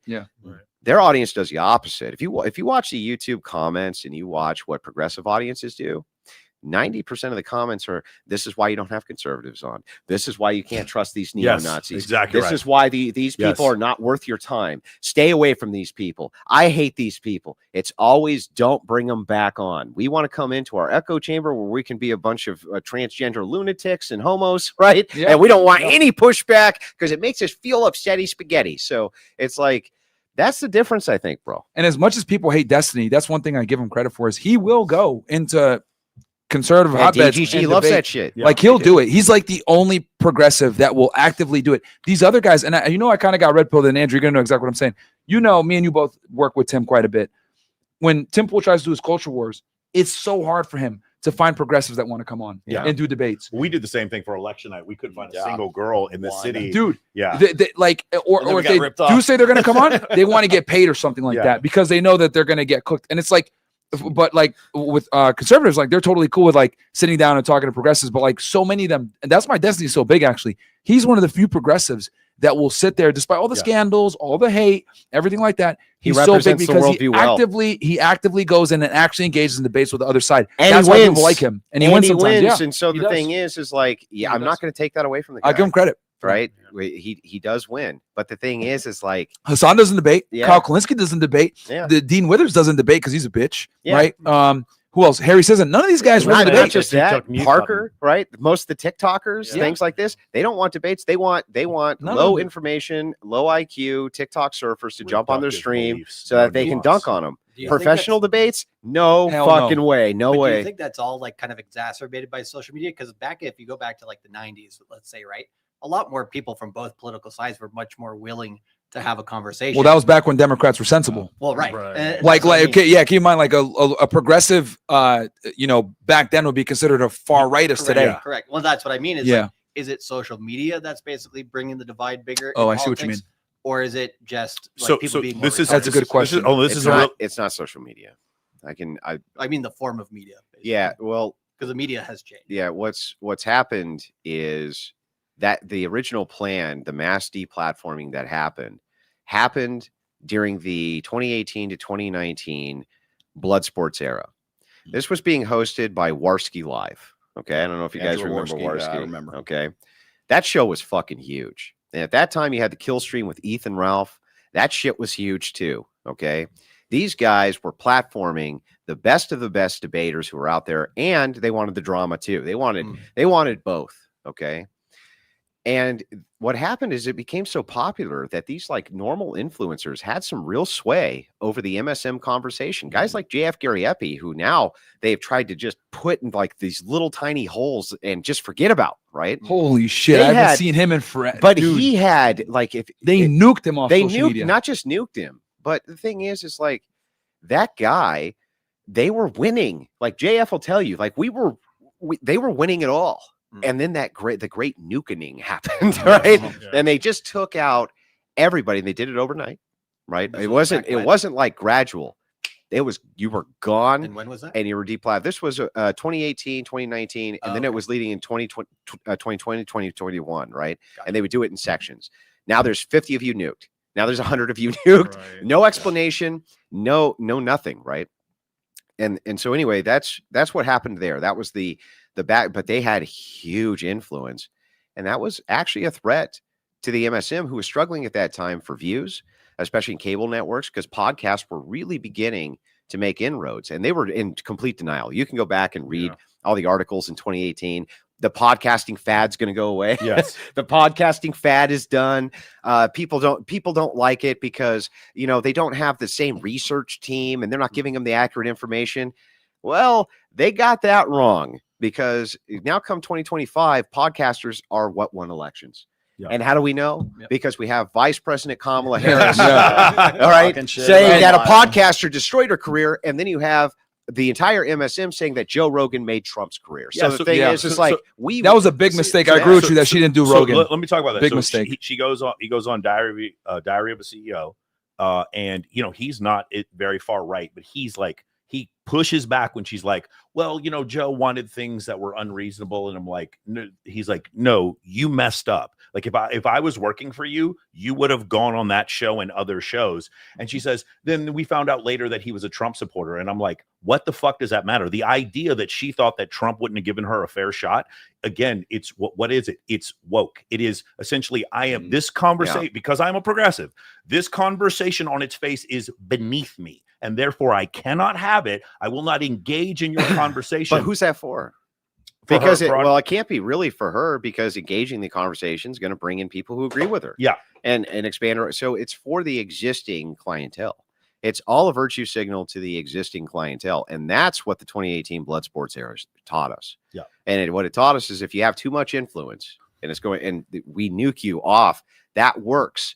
And so progressives have been sticking with what works. As long as you're beneath them As long as you're not on par with them, they can neo-Nazi you out of the building, right? Whether you are or you aren't, right? And almost nobody is. But you just wrong think neo-Nazi, they'll neo-Nazi you out of the building. That worked to get rid of. So they felt like they had no opposition. They didn't realize it was all building up in the background. And if you go back to Trump's original election, when they were saying the disenfranchised voter, the unspoken majority is really going to come out, the MSM scoffed and mocked them. That man doesn't exist, Myron. Yep. He's never existed. He's made up. He's fictitious. He did exist. And they were operating the backdrop, and these guys were all talking to those people, and they're all coming back. Now they're all coming back, and it's like, and there's going to be hell to pay. And I'll tell you this too. You want to know something else? Like all those people that you mentioned, a lot of these guys were white nationalists. A lot of these guys had white identitarian viewpoints, and they got fucking banned. And then people say, Myron, why do you defend white people so much, blah, blah. Well, the reality is like they can't speak their mind. How is it that Tariq Nasheed, Dr. Umar Johnson, all these guys run around and they're black nationalists with zero consequence? But if someone comes in and says, hey, white replacement theory is real, banned. You're a neo-Nazi, you're a white nationalist, you're evil, etc. Why is it that, every other group of people can practice nationalism and, loving their race and everything else like that? But if a white dude does it, we got to get this guy out of here. He's a neo-Nazi. And this was done. Because all those people that got banned that you mentioned, like during that era, the Nick Fuenteses, the Garepis that you mentioned, Jared Taylor, who else? Richard Stefan Molyneux, all these guys. The Spencer thing was different because he was an MSM darling, and then what happened with the whole like rally thing, in Charlottesville. Charlottesville and January 6th exacerbated it. The Charlottesville thing took some of them out. The big thing was, but the bottom line is like if you had any viewpoints is like with white identity as a white content creator, you were on the list and they're getting rid of you. That's why it's making such a resurgence now. What's funny is like that wasn't even a requirement. Like there was guys who were getting nuked who actually weren't. Less than that, and they were just all that they were is they had wrong think. They just had wrong think. They weren't feminist enough. They weren't this enough. Twitch politics did the purge. True pro. Yeah, exactly. Big Christianity people were also getting banned because of their anti-abortion stances, their abolitionist stances. So it's like it was across the board. Banned. Yeah, the right was getting destroyed from the left's view, and because this works so well, the audience signaling of keep them deplatformed, that entered into the narrative, and they've been practicing that, and now it's a failure. And now it's all coming back. And it was Elon Musk. He flipped a switch. Well, let's talk about the biggest one. I think in part Elon Musk bought Twitter because they took away the president's social media account. I think in part he saw the threat to what they did. I think that's the biggest uncancellation of them all is him being reelected. You want some tinfoil hat shit? Let me give you guys some tinfoil hat shit. Let me give you my Elon Musk conspiracy theory. Okay. No. You know how there used to be a narrative, the prevailing narrative, that the reason that the like uber wealthy and uber rich do all the weirdo shit, they wear the goat mask and they do the occult stuff, is because they're fucking bored. Yeah. Right. Mm-hmm. And that's it. They're just fucking bored. They're not actually weirdos and this and that. They're just bored and want something to do. So they play like the let's hunt the guy in the forest and shit. Yeah, right. Hard target. But what I think, I picture in my mind, exactly. I picture in my mind that Musk is sitting on his couch somewhere and he's like, I'm bored and I'm just going to create a lot of fucking chaos for fun. Like he is that kind of guy. Like he thinks to himself, we could go out and hunt human beings in some like African nation, like some of these rich people do. It in Cambodia now. Yeah, or we can go do like the pedo thing. Yeah. He's like, I'm not going to do any of that. I got a way to introduce maximum chaos for the largest, most powerful nation in the world. And all I got to do is buy a single platform. And he just flipped the switch and went, haha, and just kick back and just watch the chaos. Now, maybe I'm wrong. It could be 100% wrong. But in my tinfoil hat filled brain, that's the way I think of it. That Musk just went, watch this shit. And I think he also behind the computer that really wants to do that kind of stuff. Yeah. He also understands that Twitter is the number one like political app. Like, so him buying it would give him an enormous amount of stake in the coming election. Because people forget he was a Ron DeSantis supporter at first. Yeah, like DeSantis launched his whole campaign on Twitter with the X Space and all this other stuff, and he ended up failing. And then he got behind Trump, obviously. But I think him buying Twitter, a big part of it was having influence within the election. And then obviously he was in the administration for like 6-7 months, is basically like the second president with Doge and everything else. Obviously he walked away from it because he had lost so much money with, Tesla and everything, all his other stuff, death threats and everything else like that. So we had to step away, and then him and Trump had their little riffs. But I think he did it for, political reasons, to have some type of influence, but also, probably to see some entertainment as well. I got to get to super chats when we do it. Oh, yeah. Okay, so Mafia. All right. So the super chats basically focus on one thing. They want to talk shit about you and CGA. So here's it. Question for Andrew. Big reason why the red pill doesn't give prescriptions is because we would feel morally responsible. And then this is continued. Is the church willing to take responsibility for the men who fail 10% of the time? Things like help him get a new wife, financially, etc.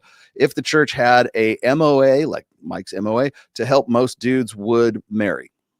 This question is so easily answered. Yes, of course. Men find solace in the church and the community of the church, and they help them through all sorts of moral crisis and financial crisis. Why is this news to you, chatter? Are you fucking stupid? This has been ongoing from the community of the church since the dawn of time. The entirety of the church is designed to assist you through crisis. What are you talking about? I got another one here. Will they take responsibility? They're the only ones who take responsibility. You know what red pillars don't do? They don't take responsibility for the mass promiscuity that they promote, like Coach CG Dumbass, who put out a tweet saying, go ahead and fuck hookers. How's that kind of degeneracy going to help us win the culture war here? How's that kind of degeneracy going to bring down the same single moms he says not to marry? How's that going to help that? It's not. How's it going to help with male STDs? It's not. How's it going to help men not commit suicide? It's not going to do any of those things. The guy is fucking stupid. And you people who talk like, it's like you can't follow a debate. Oh, but they got you on this one. Are non-state recognized unions subject to the family court? Does palimony exist? If the answers to any of these questions is yes, then Andrew was factually wrong when debating CGA. No, not only was I not factually wrong, I pointed out that there was only certain states where that was correct. It was pulled up in fact check, and I was right. Because I'm always right. Andrew made an absolute claim that non-state recognized unions can't end up in family court, aka divorce court. Also, he has a marriage contract himself. Yes, but so do you think, like, for instance, out of all the men who are in here, I probably have the most robust belly. But do you think that if I point out that another guy is fat, that means because I also am fat, that I can't point that out? It doesn't matter if I have a marriage contract. I can still point out flaws in marriage contracts. It has no bearing whatsoever on an argument. Yeah. You, chatter, are fucking stupid. And much like Coach Dipshit can't follow a coherent argument. Just follow the argument. That's all I ask.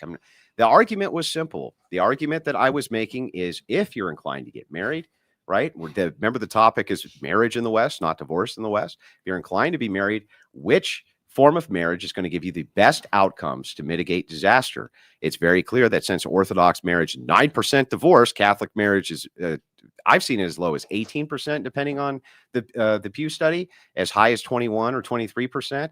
It's still your best bet out of all of them. And if you agree, and Coach Dipshit did, that marriage has all sorts of benefits for men, and you want to engage in those benefits, then don't you want to go for the thing that mitigates the most amount of risk? Answer, yes. Simple.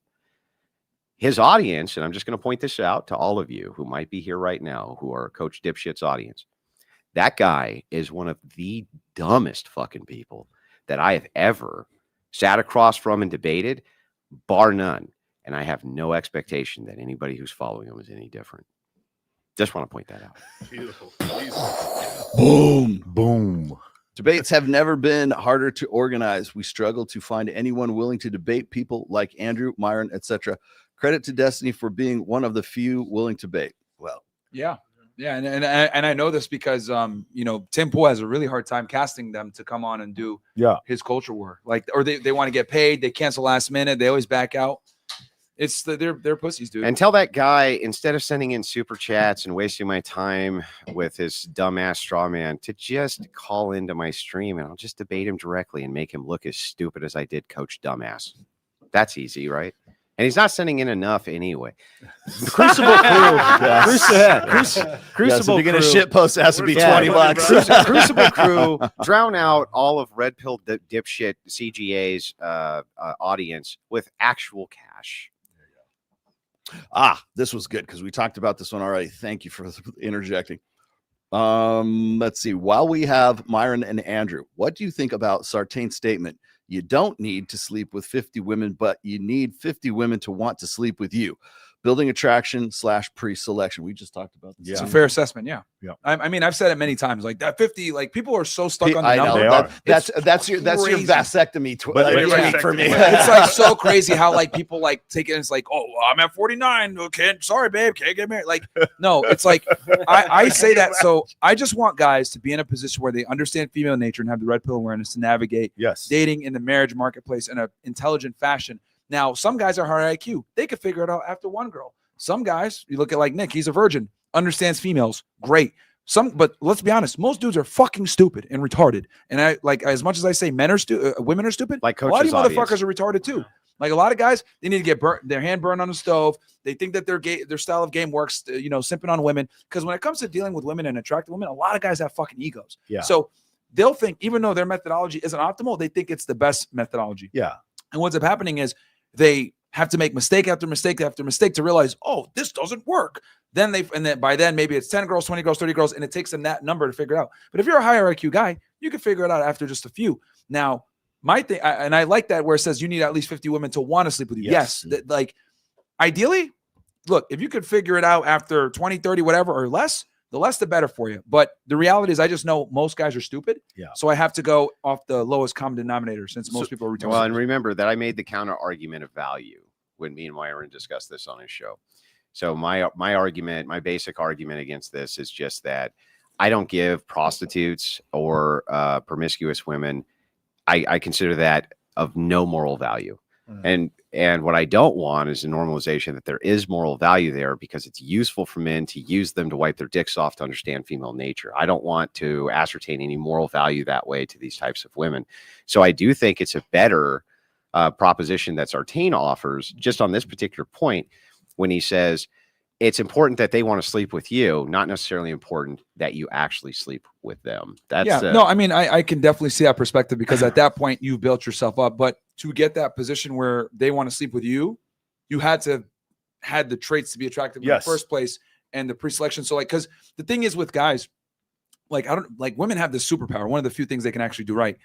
They have a fantastic ability, this uncanny ability to like detect when a guy has women that want him. Yes. Like they can just feel it when they talk to you and your mannerisms, the way you behave, the way you convey yourself.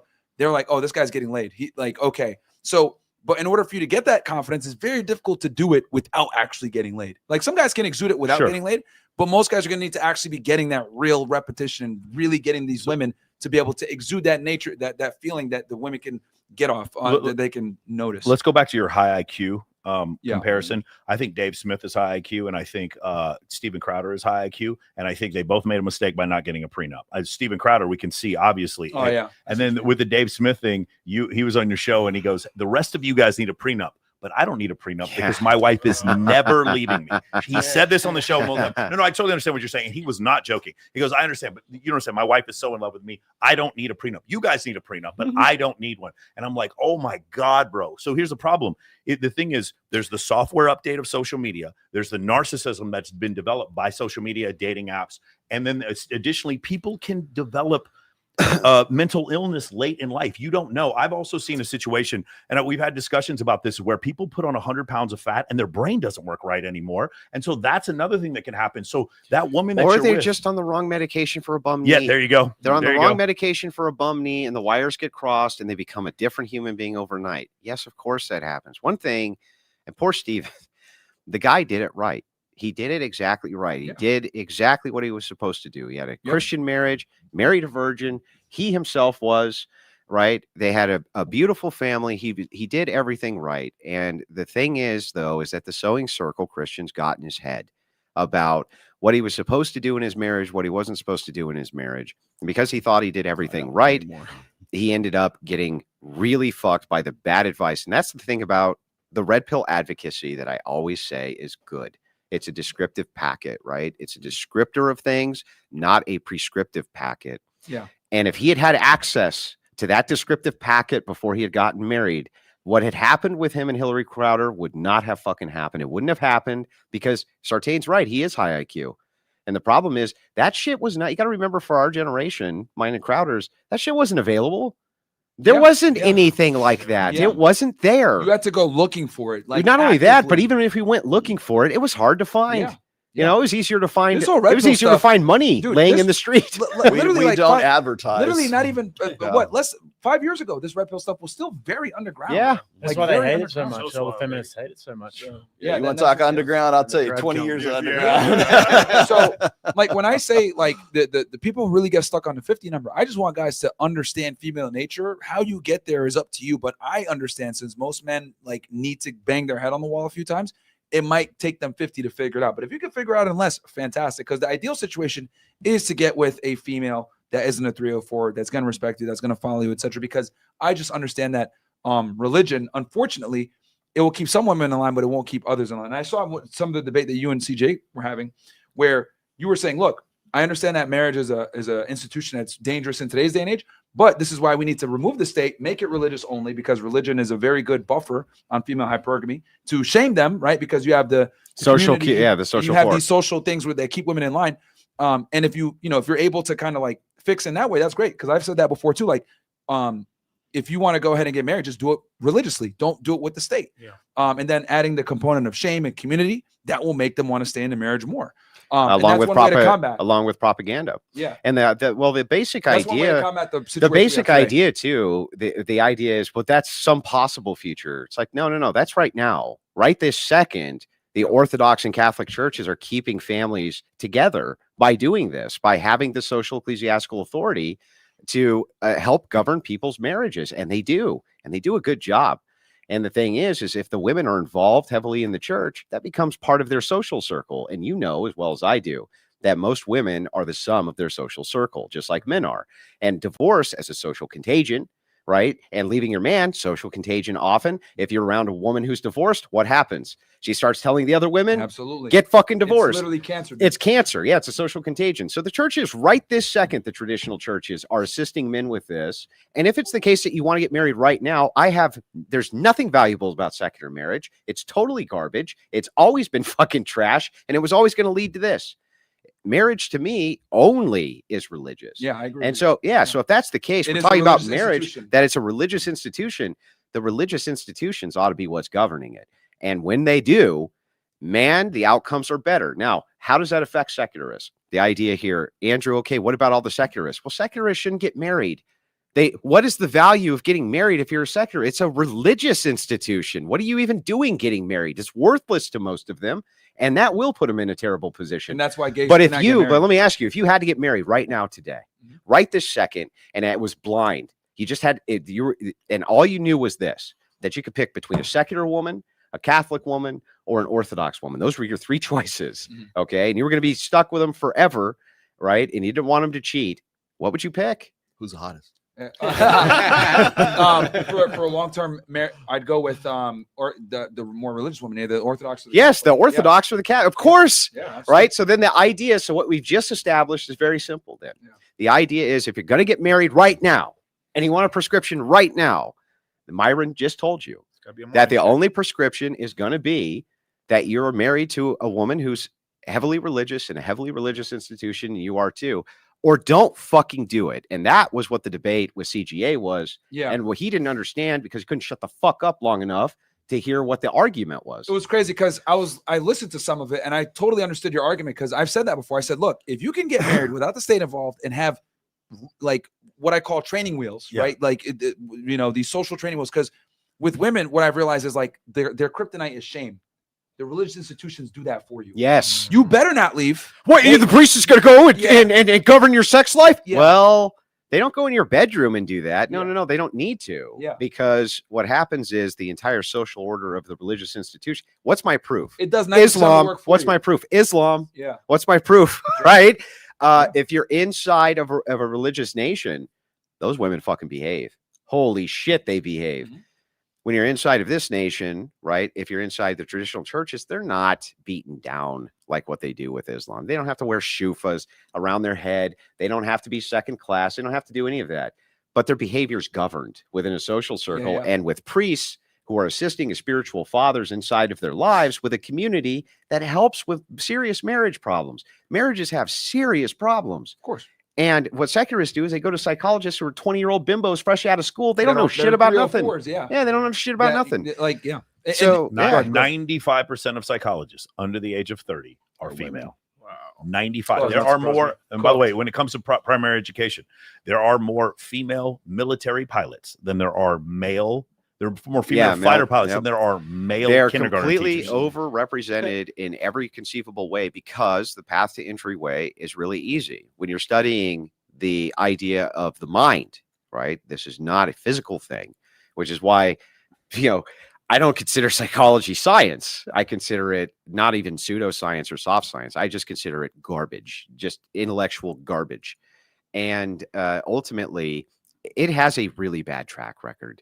And the fact of the matter is that the women who are now in control of it, they tend to give the most awful relationship advice on planet Earth, which is why when psychologists come on, they talk with Myron. Myron fucking obliterates them. I mean, just because they obliterates them. prioritize like psychology now. Especially when it comes to it's become femme-centric. It's more about women being happy versus just like making it work. And the thing with the religious stuff, because I've said this so many times, and it's crazy how like people just take the 50 thing and they don't talk about all the other things. They say, well, if you have this could work as well. What I've realized with women is like their kryptonite is shame. And if you can instill that shame, whether through religion, through community, or a combination thereof, you significantly mitigate her divorcing you and leaving you, because now she has an incentive to stay versus having an incentive to leave, which is what secular marriages do. They prop the woman up to want to leave. So if you're able to get as much incentive as possible to it. Exactly. Yep. So what the religion does, especially with a community, the secular incentives of financial leaving to get half your money gone. Now she has incentives to stay because all her friends are married. They work with her through her problems. And then also she doesn't want to be the only one that's like leaving. Like, oh, what are you, 3 or 4? You can't participate in any of the fun stuff with your community anymore. Exactly. And now she's ostracized. And that works. That's the best tactic. And you want even women. more proof for what Myron is saying? That's so great.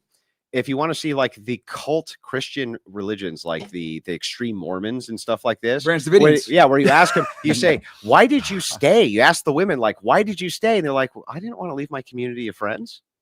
I didn't want to leave my community of friends, and I didn't want to leave my community of and that's they are the sum of the women around them. You use the communitarian, like their need for a communitarian like society. Yes. You use it against them. Yes, use it against them. And if it's the case that women, and this is the case, by the way, if it's the case that you have a woman who's hanging out with a bunch of whores, what does she become, Myron? Oh, yeah, it's cooked. She's gonna. What does she be? She becomes. And if you have a wife and she's hanging out with a bunch of divorced women, what should that man do, Myron? You should get the fuck out of there, man. Because it is like it's always the case. It's because it's like it's so wild to me how like if you, and it sounds fucked up to even say this, but the reality is like you have to like almost set things up with buffers to protect your relationship in advance. Religion's a way to do it. Her friend, making sure her friend group aren't whores is a way to do it. But, I think really like the biggest thing is you need to have some trigger effect where if she does something to you that's going to mess you or her up, there's going to be enormous shame. That's their kryptonite. And I would argue feminism, the basis of feminism in itself is to remove shame. Oh, you want to go get educated? Whole thing. Don't get shame. Yes. You won't get shame for it. You want to be a 304? You can go ahead. We're going to remove the shame. You want to have an abortion? Yeah. No shame. You want to abandon your kids? No shame. Exactly. You want to abandon your family? No shame. You want a career where you neglect your children? No shame. Don't let no man tell you nothing. The patriarchy is just trying to enslave you. You're totally right. That's what feminism. Dude, I've been thinking about this like at night. I'm like, feminism is literally nothing more than just removing shame from female behavior. That's what it is. And removing force. Yeah. It's removing force and it's removing I agree. Sartain brought this up in an earlier interview he did. It hasn't been released yet, but it's worth talking about now. You referenced these as societal stopgaps. Yes. You called these societal stopgaps, and you had a few that I think you should share besides just religion that were really good. Yeah. So I talked about one was like we talked about before with the Myron Gaines effect, where this is for the longest time. So basically when you had the discussion with CGA, he was talking about, oh, this is fairy tale land, getting people to change their beliefs and you said, well, no, we did this in the 1950s. This is how we'd have a sisterhood of women who would shame them. You left your kids, you left your wife. That's horrible. And CGA was like, oh no, that would never work. Now this is fairy tale land. And I'm like, I just watched this president who has been called a racist and a Nazi for the longest time get elected, get elected, but get elected with so many more minority voters who would have never voted for him previously are doing so. And then we can also look at other things like, but I brought this up as an argument. Like, we can see that the social paradigm is changing. And right now there are things that you can do to mitigate serious amounts of risk. But let's point this out as you bring up this societal stopgap. When you're referencing the 50s, and Myron, maybe I get your input on this. Yeah, sure. My wife, she puts in occult feminism, the idea of the sisterhood can actually be beneficial to men in this way. It used to be that it was the case that if you were acting like a whore, the women went nuts on you, and they went ballistic because they thought if the men come over and start fucking you, they're not going to marry us. Yeah. So they would go ballistic, and they would scarlet letter their ass, right? And they would shame them, and they would run them out as the village whore, right? Yep. And Rachel gives tons of examples of this from the historic standard. Why is that not possible now? I think it is. Yeah, it's definitely possible. But like that's where feminism comes in. Feminism came in literally to destroy that, that whole shaming thing. So if we can get that back, that would be a component. Like, the thing is, like, with both of you guys, I understood both your arguments, because you're saying, look, you can absolutely use the institution of religion in modern day society to keep women in line. And I could see that, because I've said that myself. Marry a woman in the mosque, remove her if you're Muslim, or marry in the church if you're Christian, remove her incentive to divorce you and destroy you financially. Like, if you remove all these things, you mitigate risk significantly. And then you add in the component of a community and shame. She ain't going nowhere most Plus of the time. a prenup? And a prenup, yeah. Now it's like you're an idiot if you leave. But I see his perspective is like, well, a lot of women aren't religious. Fair, that's cool. I get that. But this is why it's so important. But then that's not marriage anyway. Yeah, exactly. So who cares? It's not marriage anyway. My view, marriage can only exist from a. So when you say marriage in the West, when you say secular marriage, it doesn't register. That's not marriage. It doesn't. To me, it's an incoherent babble. Yeah. Right. Secular marriages don't work, and I agree with you 100%. Yeah. They not only do they not work, right, but we can see now the writing on the wall of what happens when secularists get married, and we now see the progression of a lot of data now. It's going to be 3 men getting married and adopting a child, or 4 women who get married to one guy, and then we end up with a polygynous relationship with children, and it creates all sorts of havoc. Right. Secular marriage is a fucking disaster. So my advice, if you're a secularist, I wouldn't get married. It's a terrible idea. I do want to point this out, because this is a pretty important. And it's crazy because you guys would have probably agreed on that. We did agree right from the beginning. But my like, definition of marriage does not include secularism. Yeah. So I want to point this out, because you said marriage isn't for everyone. So you bring up the idea of secularists, and you also bring up the idea that I've heard you in other debates talk about not everyone, the majority of men did not get to reproduce. Correct. So whereas maybe someone like Matt Walsh is like, no, all of you need to get married. I don't know what you guys are doing. You need to repopulate the earth. The major distinction, I think a lot of people understand, is that you're not saying for every guy to get married, but you do espouse the positivity. You said a virtuous woman that you can raise children with. If you're debating the proposition about marriage in the West, we have to define what is marriage. From my view, marriage is only a religious sacramental institute. And that's an important detail. What you guys are talking about is some kind of bizarre state contract, which would be fucking stupid for anybody to sign. That's the stupidest shit in the world, right? Me and my wife, crowning ceremony with our priest, right? In God's sacramental entire community, a whole community available online, offline, to help us with marital issues, society, problems that may come up, just huge resources there available to us. And not some bimbo feminist. Not some bimbo feminist psychologist, right? So for me, I don't even register that secular marriage is a thing, right? Now, can it be beneficial from the church's perspective? Would we say that I wouldn't recognize your marriage if you were secular? No, I'd recognize it, because I think you're on the process to moving towards religion. And so I would recognize it and say that's good that you're moving towards the church. But in general, in societal terms, it's generally bad for secularists to get married for all parties involved because of children. We got children involved, and it's just terrible for them, for the divorce, for everything else. So that's one. Then the flip side to this is, like, if it's the case that you want to engage in all the benefits of marriage, you want the benefit part for men, which he agrees. Marriage used to be a once great institution. He opens with this. Agreed. But what made it great? Well, what made it great was that reinforcement was there from the religious base and the social shaming aspect.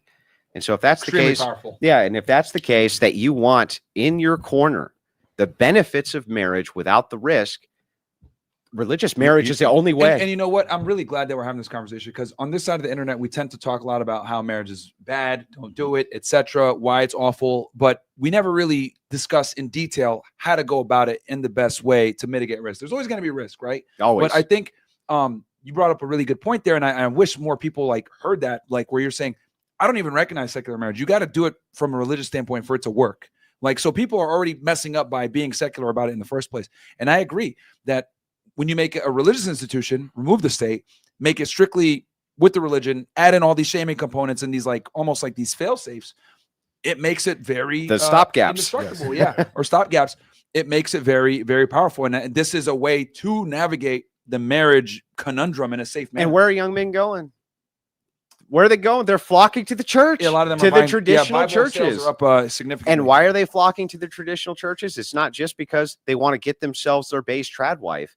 It's because it's the one place left where there's still a social institution that actually recognizes masculinity, won't punish you for it, one. Yep. And then two, it actually gives men resources. And one of the biggest failings that we have for men of all ages, it doesn't matter if you're 90 now, and it doesn't matter if you have just turned 18. The amount of resources that are available for you as a man is garbage. And the amount of resources that's available for all women is massive. And they give you massive resources to destroy your marriage. There's an entire and Rollo's written about this extensively, an entire like Divorce Inc. Like there's a divorce divorce industrial complex. It goes, Yeah. I mean, like Jim Sexton's talked about this before too. It goes from prior to you getting married to you having the wedding, to you being in a marriage, to dealing with all your problems in marriage, to the separation, to the divorce, to the child, child care, to alimony, to post-divorce stuff and everything that comes out, and then getting back into it again, get back into the trend. Yeah, I honestly think that sometimes like the secularists, the chicks just get married because they want to have a wedding. Oh, 100%. They just want to have a wedding and a ring and the photos on Instagram. They want to, like if Instagram didn't exist and if the actual wedding day didn't exist, I don't think that any of these chicks would be getting attention, bro. Attention, yeah. They want to get married, but they don't want to be wives. Like I've said that so many times. Like they want the ceremony, they want to walk down, be the attention. It's like their like ultimate orgasm because like they're the center of attention. It's like their day. It's not just that they're center of attention. Like for a man might say, "Well, I have a lot of women who want to sleep with me, and I'm proud of it." A woman, her win, her W is going to be, I got a high status man to commit, make me an honest woman, and not only is he going to commit to me, everyone's going to see this, and everyone's going to show this on their phone, and they're going to put on IG stories, and everyone's going to see his commitment towards me. Absolutely. I reckon honestly, one of the best tests you could do if you're going to get married to a chick, say, you know what, I'm going to use the wedding money that we would have used, and we're going to invest in some assets, and we're not going to have a wedding. See what she says. Put a down payment Yeah. on a house. Or how about this? How about this? At the wedding, there'll be no photos or video. Yeah. And then see how that works. No nothing. Instagram, no flexing. I would just point out, like me and Jake were talking earlier about this. Good test. About this idea when you're talking about secular marriage. Yeah, it's a racket. Yeah. It's a racket. I mean, at this point, it's so exposed and overexposed as being a racket. And it's a massive industry, as you pointed out in multitudes of your books. But the thing is like what men have lost, what's gone from society without patriotism, which is gone, it's destroyed, right? Completely destroyed. We used to pledge allegiance to the flag, right? We used to have some kind of sense of community. So that's gone. All of the kind of traditional things that we used to do to have a sense of community are destroyed. And all that's left to us, and the most powerful institution left to the right, is the church. And if that's the case, and that's the place that you're going to get the maximum amount of help, doesn't mean they're going to necessarily give you tons of money, right? But they'll help you in the way that you really need, which is community. It's other men. So what do other men always do? Andrew, you're too fat, work out more. Right? Andrew, you need to do this. Look what it did. Hey, what the hell is wrong? Well, you can't get some new clothes, Andrew. Come on. Hey man, your beard's not looking the best or the most crisp, right? It's always a sense of poking and prodding for improvement and also to assist you in being better, not being worse. This hot broad just sent this in here. Look, Rachel Wilson says, let's not forget that when Andrew says the church, he does not mean the church. 90% or more of American churches have been completely feminized. Great show, guys. Yeah, I was going to say this point as well. It's like, they're sewing circle Christians, and those chicks, and the girls who go into the church at like 32 years old once they're done with their hoe phase, and they get baptized in some like inflatable pool. Oh, it's awesome. Or something. Like we don't claim the Nala Ray, right? Born again to minister to you, Mr. Orthodox Smoky Man who's bad. I would point out. I got a question for you after this, Andrew. Go ahead. Well, I would just point out she's right. This is why I caveat this. The traditional churches. Yeah. So these are three categories: Orthodox, Catholic, and there's some Protestant high churches which follow in the models of those. And because they do have serious ecclesiology behind what they're doing. And so these are people who study marriage. They're often counselors themselves, and they hyper focus on helping their flock do what they're supposed to do, which is stay married, give the resources, the sacraments, all of the things that give those sense of community and spiritualism. How would someone find it? What, like orthodoxy? You walk in the door. Well, no, but it was like, because most churches are bullshit, right? Like they're just feminized. How does someone that doesn't know anything find? Make sure that your church tradition is over 300 years old at least. Okay, and most of them ain't. Right. Okay, most of them are not. But if they're 2,000 years old, they're probably a lot more trustworthy. Right. If they're 1,000 years old, probably a lot more trustworthy. If they sprung up in the strip mall and it's a 10-year-old tradition, probably not the church you're looking for. If it's been around since the 80s, probably not the church you're looking for. Yeah, it's a big problem. If it's got an LGBTQ flag, not the church. If it's got a woman pastor, not the church. Okay, like also, the list goes on and on. Andrew, I think it's also important that you because you're an Orthodox Christian, yeah. Right? So there's I guess and please correct me if I lack a better term here, but a higher barrier to entry. Yes, much higher barrier. So the thing is we're catechized for at least 2 years. We're not allowed to be baptized until we've had a proper catechism into the church, and you'll get rejected. Many people get rejected until they complete their catechesis, meaning it's at the priest's discretion. They're like, look, you're not ready for this yet. You're still out, sniffing coke or being a wild animal or whatever it is. We're not ready to induct you into the church. The Catholic Church is the same way. And some of the high church Protestants are the same way. There's a barrier for entry. It takes a long time to get there. All right, I got $100 super chat. Hold on. Sniper says, here you go. Christ is God. And just quickly, Myron, I've heard you talk about this a lot, that like, women are, 80% of the consumer market? Rollo, I've heard you say this as well. Mm-hmm. We've got this gynocentric social order. So if you think about it in terms of the churches, who are they going to try and appeal to? If you start up a church, you've got a denomination, you want to bring people into the door, you want to get donations. Good point. Whereas the Catholic and I go to an Orthodox church in Australia, they own the whole block. Like they don't ask me for anything when I get in there.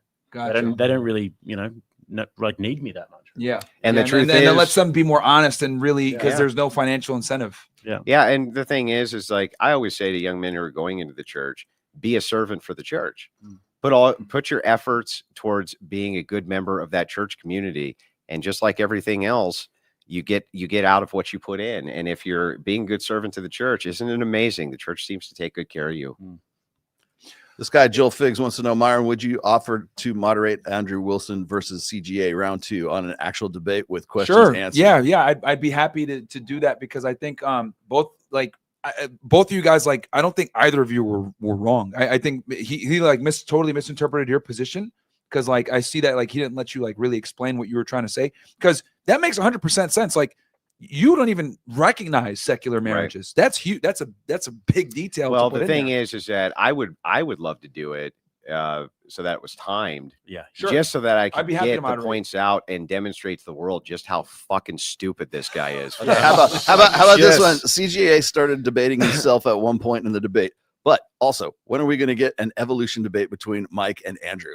I'm actually down to do it whenever Mike is. Okay. I'm down to do an evolution debate whenever. Want to do it? That was one of 4 super chats asking the same thing. I'm happy to do it. I don't usually do evolution debate. I will. Jim Bob is way more skilled than I am. Okay. So I would recommend actually that matchup made by Jim Bob versus Michael Sartain. I'm sure Myron would happily host that one as well. Yeah, I could do that. No problem. And if they won't, you guys could do it on the Crucible, right? But I think that he would be a better, because it's more his jam. You know what I mean? We can all multi-stream it. I can you can put it on your channel. Me and Andrew can even moderate it and put it just so it gets more views. Sure. We could put it both go live. moderate it or be witness, and then you guys just go back and forth and debate and put on a big platform. I called shotgun. A great roundtable, discussion with common sense. Please do more of them. Oh, really? You mean without all the girls that you guys were complaining that we didn't have in the beginning of the show? Imagine that we did a high quality stream with no chicks on the show. I think one of the most That's the most high things quality we discussed on this thing is because we talk, like I said before, we talk so much about how bad marriage is or whatever, but there's guys out there that actually do want to get married and find a way to build a family. And I've said it before, if you want to have kids, the best way to do it is through a marriage. And, you know, how can guys navigate that? And I think doing it with the religious route is really the only way. See, that's the thing is like whenever I'm dealing with guys like Matt Walsh or Michael Knowles or any of these guys, especially like the guys who think like I am in some way like anti-marriage. I'm not anti. You're married. Clearly, I'm not anti-marriage. I've been married for married. 29 freaking years. I've been married longer than most of these guys have been married. Yeah. I wrote The Rational Male. What else do you want me to, you know? You've been married longer than a lot of the people on the internet have been alive. Right. And so they don't know what to do with me because like here I am, a happily married guy who's been married for quite some time, still very much in love with my wife, had one kid. Sorry, I should have had 10. I guess I'm a failure as a husband and a man. But the thing do you wish you had more? Not really.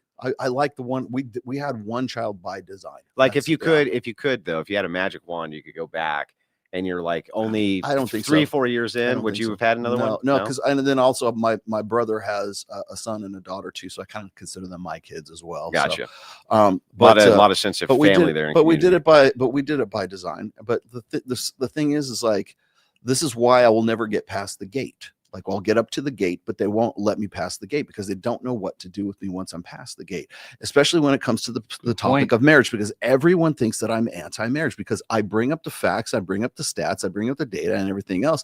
I'm not saying I'm against it. I'm just against the way we do it now. And now we can even add in, we're against secular marriages, which is what most people redefine it there. Now we can even, because that way, now that specificity changes the game because a lot of guys get married in a secular fashion. How many times they get married in church? That's the first time they've been for 3 years in a church. Yeah. Like it's for their wedding. So and we see the stats. The more religious you are, the more that you take it seriously, right? The better that not only the marriage is, but the outcomes for your children. The less likely that you're going to ever be hooked on alcohol or drugs.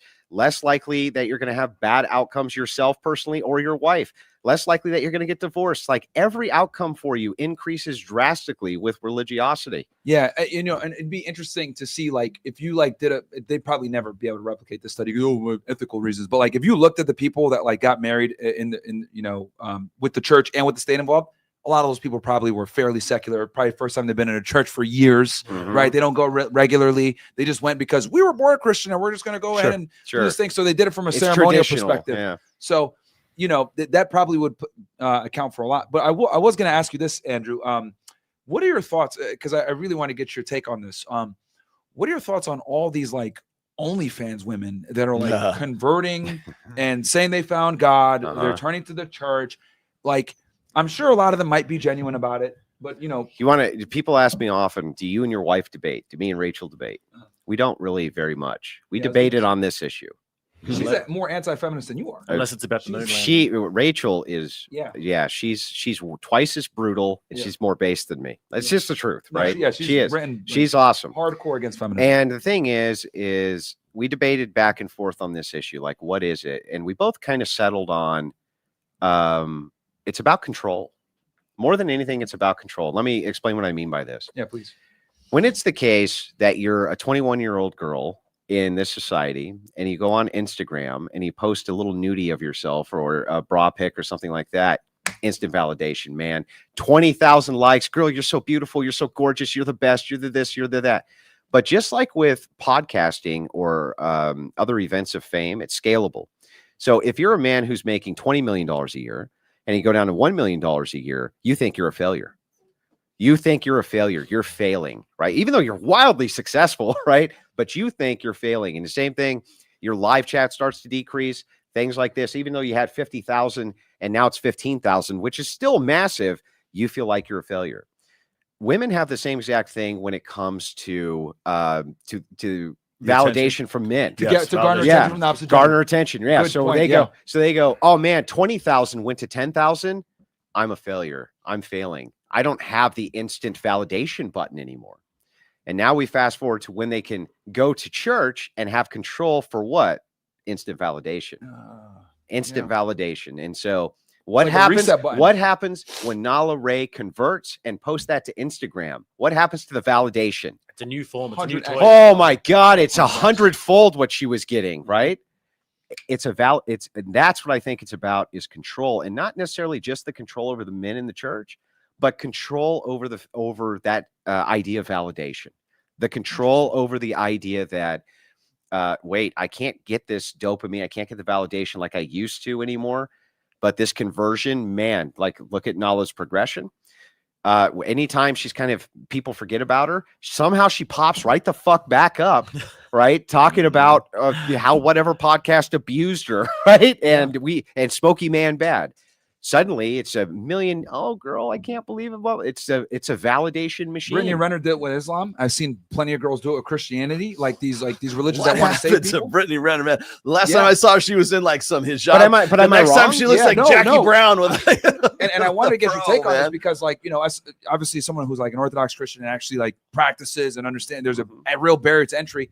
Like, I was like, well, I want to get Andrew's take on this because I've seen a lot of girls either do it with Christianity, like I'm converted, I found Jesus, or even some girls like if I it found was the Islam. case really that Yeah. they were converting because they had made a mess of their life and they were sorry about it, you'd never hear from them again. There you go. That's a good point. Yeah, you would wouldn't never They would get the further fuck off social validation. media. you would Yeah. never hear from them again. That's a What good they point. would do, Change or you their would hear name back one to their last regular thing. name. You would just hear, I'm really sorry.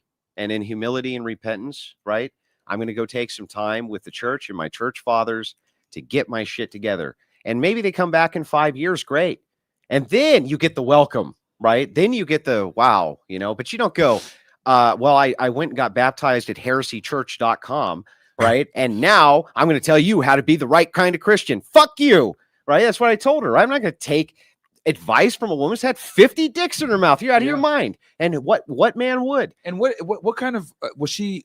Was it She's non-denominational or? Non-denominational, and she started her own ministry immediately, Got her which was Kajabi exactly classes what I up. said would happen. Stephen Crowder did a whole expose on it. She started. Women could be ministers. No, but Okay. she started an online ministry It sounds profitable. where she called herself. She calls herself on the See, online. See, that's why I asked. classes, That's why I yeah. asked Yeah. Andrew on this Have stuff. you seen the because- website?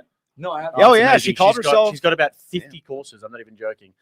How to like stop doing porn. How to be a good steward of your wealth for God, and all these sorts of things. Oh, Just financial course. advice. She's cashing in on another You know, way. and it's all. But here's the thing: all of that promotion that she did led to the selling of those ministry courses with her and her husband, and she calls herself a minister. She calls herself the ministry of.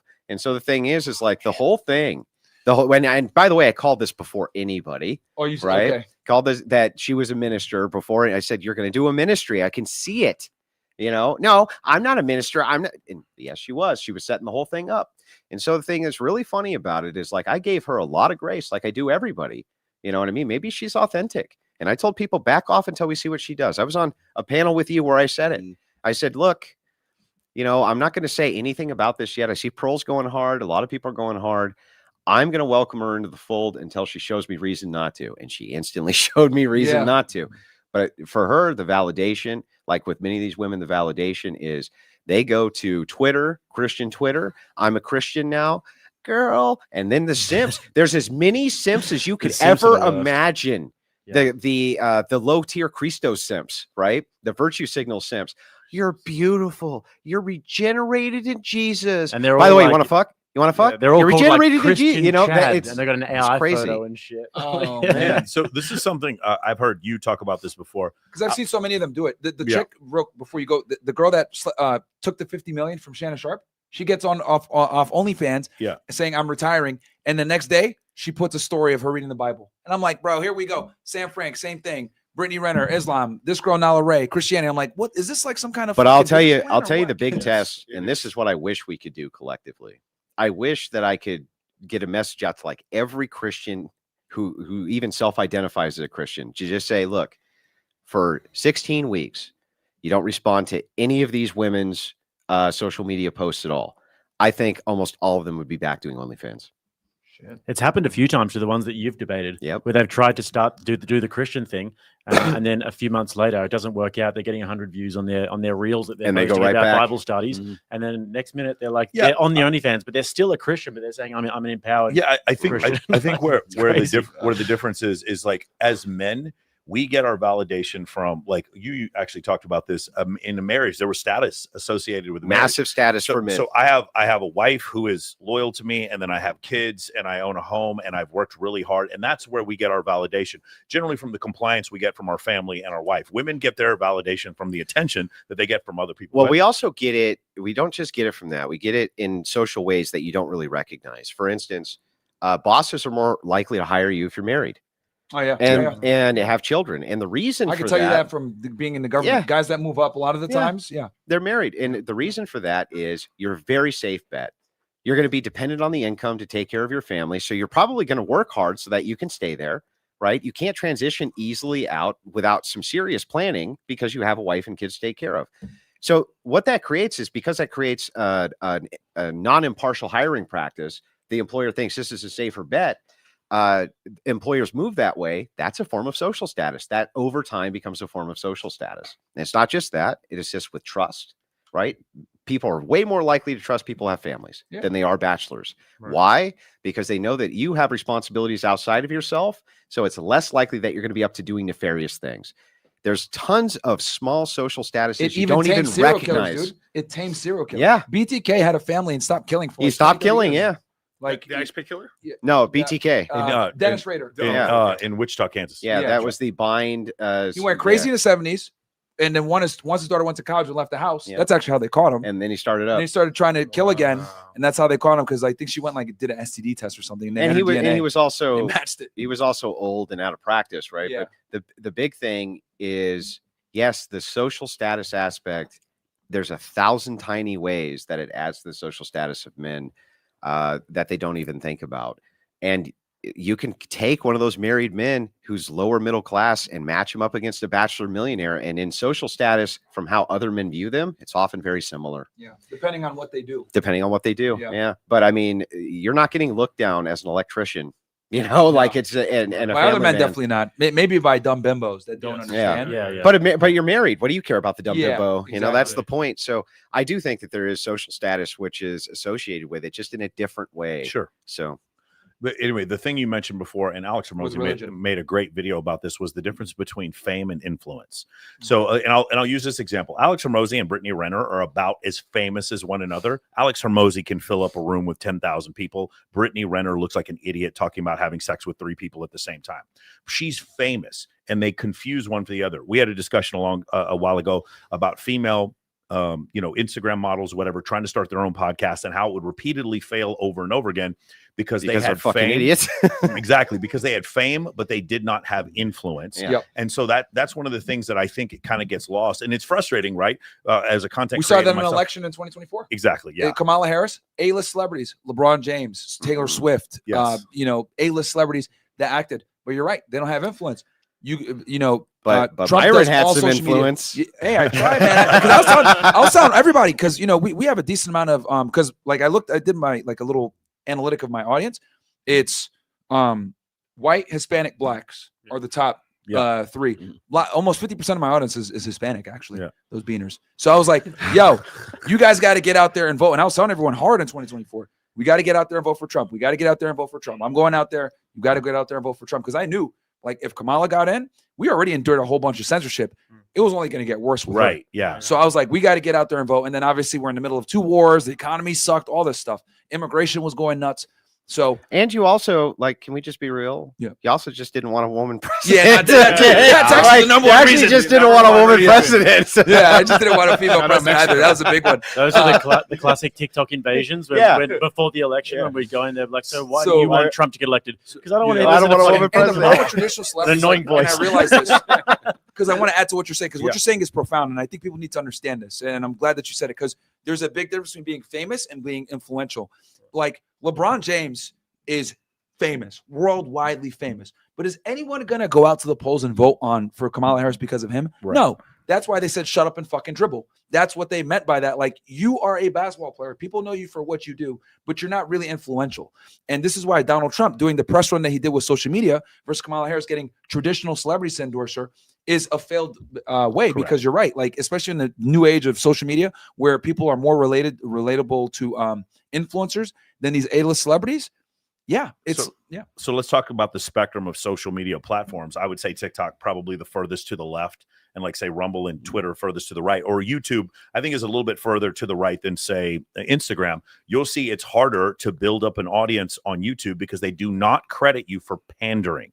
TikTok will give you 8 million followers if you pander to women, because 85% of consumer transactions are female. TikTok shop is massive. So TikTok, hey, you can't even use my name as a hashtag. I'm nobody. I'm about as moderate as you can get. I had like 70 million views on there, whatever. And then they took my name off. You cannot look up you can't use my name as a hashtag anymore. Yeah, conservatives cannot exist on TikTok. Correct. So only Charlie Kirk was able to do it. And that's because he had a rep there. They knew him. Yeah. He was with the Trump team, but I have never seen a conservative exist. Are you on this? Well, an actual account? I have not been banned from TikTok, but it's because I don't do traditional TikTok content. Let's put it that way. But yes, I do very well on TikTok, but you don't post reels. Though. I don't. Not only do I not post reels, I don't do lives. I don't do any of this. What I do is go into where their panels are and fucking decimate them, and so does the Crucible crew. And they're real a bunch good of at accounts taken down though for doing that. No.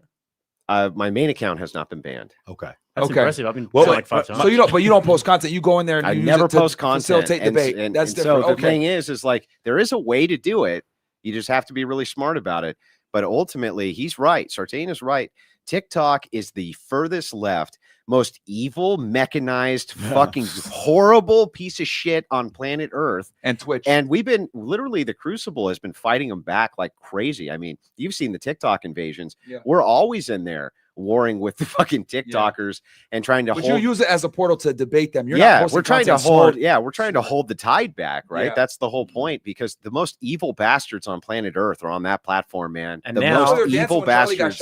So of now course. there are like hundreds, if not thousands, of people who listen to the Crucible who will be in there at every moment of every day debating these people. At every moment of every day, 24 hours, 7 days a week, there's somebody in the Crucible who's in there on a panel debating. Yeah, this is also when you look at certain women panders, like say Chris GQ Perry or Derek Jackson or something like that, they will destroy on TikTok and they will do nothing on YouTube. Right. Because on YouTube, if you want to see if you have influence, getting someone to watch a 3-hour podcast that you do or a 3-hour live stream, that's influence. Someone is willing to actually sacrifice to listen to what you're doing. If you want someone to watch a 15-second clip, that's fame. That's definitely fame, but it's not influence. And so I think that's a massive difference. Whenever I talk to someone, I always check how strong are they on these different platforms. And I can tell if you're crushing it on Instagram and you're crushing it on TikTok, but you're not doing well on X and you're not doing well on YouTube, I can tell that you pander to your audience and you don't have a ton of influence, but you may have a great deal of fame.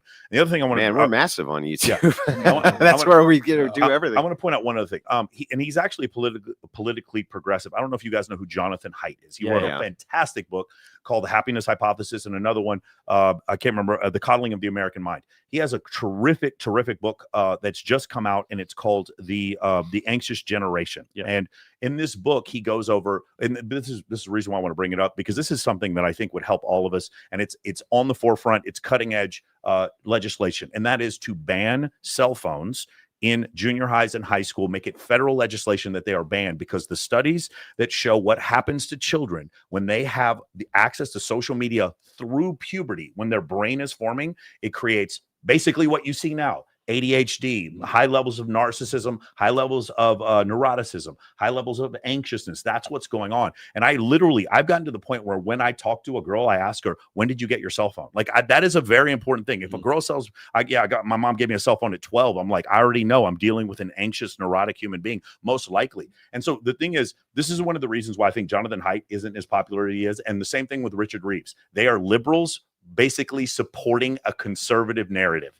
And in doing so, that's like Richard Reeves he's a really, really good writer, but like he doesn't have have you noticed how he barely gets any? Oh, he has no play. He has no play at all. Yeah. Why? It's because he's a liberal writing about supporting conservatives when he goes about of boys and men failing. And so the same situation here. I think this is a big deal where I would very much support legislation to get these cell phones out of high school and out of Jonathan Haidt. He's exceptionally popular amongst like the classic smartphones. Yeah, Right. Yeah, Like- smartphones. Well, Like and flip phones, not a big deal. As long as they so can't as long as they access- can't access Yeah. social media, yeah. I think Dude, that's I would a say- great fucking idea. No, I agree because like we're older, so we don't know what it's like to have an iPhone at fucking 10 years old. Yeah. Like I can't even imagine. I didn't get a cell phone and I had a flip phone until I was 18. Yeah. So like I knew I was dumb. I can look back now and say how dumb I would have been at 14 having unlimited access to pornography on my phone. Yeah. I know this I'm generation- stupid enough and to I- do. And I notice this when I like meet younger guys, like they're really socially awkward, Yes. right? Because I go to like a lot of these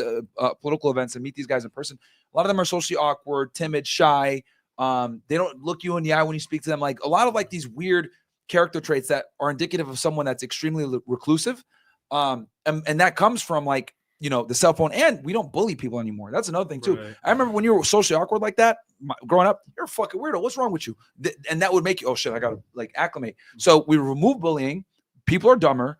They're more anxious, etc. I agree with that, man, because I've seen this with younger people. Younger people are dumber than I think Yeah, our and generation was. here's the Jake's irony. a fucking bully. Yeah. Yeah, he's a fucking bully.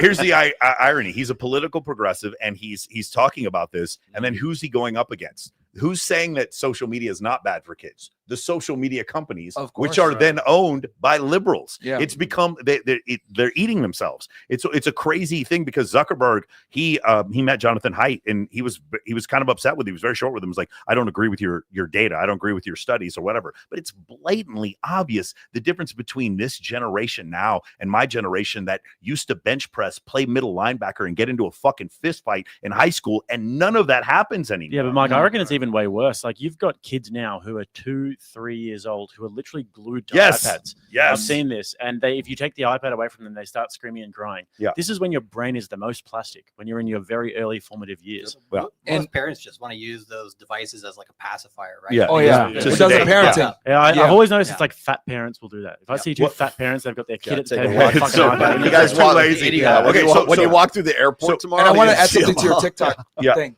because this is something I noticed too, because I've done collabs with so many different people from different spectrums. And what I've realized is like with TikTok, like TikTok and Instagram is like dominated by females. Yes. Right. And they can only dominate really there. What I've noticed is influence goes like it'll translate the longer form your content is. So in other words, Yeah. if you're big, like if you're a big streamer or like you're on YouTube and you do longer form content and people are watching you for 15, 20 minutes, hour plus, that will translate back towards Instagram and TikTok. People Yeah. will gladly watch your clips and shorts, but it doesn't work the other way around. And this is where a lot of female influencers fail, like what you were saying, Yeah. because they're big on TikTok, big on Instagram. They could do some dancing, do some dumb shit, but they aren't really engaging past that. So their YouTube suck, right? Or when they stream, their streams suck. And there's not many females that are like, very successful streamers, unless I've seen them leech off of men. Yeah. That's why some of these female 100%. streamers will Yeah. pair up with a Neon or pair up with one of Destiny. these There's like with these guys 20 of them. because they suck. Nobody wants to watch them, so they have to leech off of men for longer. Boy, form that content. sounds familiar. Yeah. So here's the other part, the other conclusion that Jonathan Haidt comes in the book. He talks about the concept of brain rot. So specifically, like he says, it's not that bad if you're with a group of friends discussing an idea on social media. It's not ideal, but it's not that bad because at least you're being social, like a chat room or something like that, or a live stream. He said the biggest problem is the brain rot on TikTok. So let's specifically talk about this because this comes back to the female narcissism thing.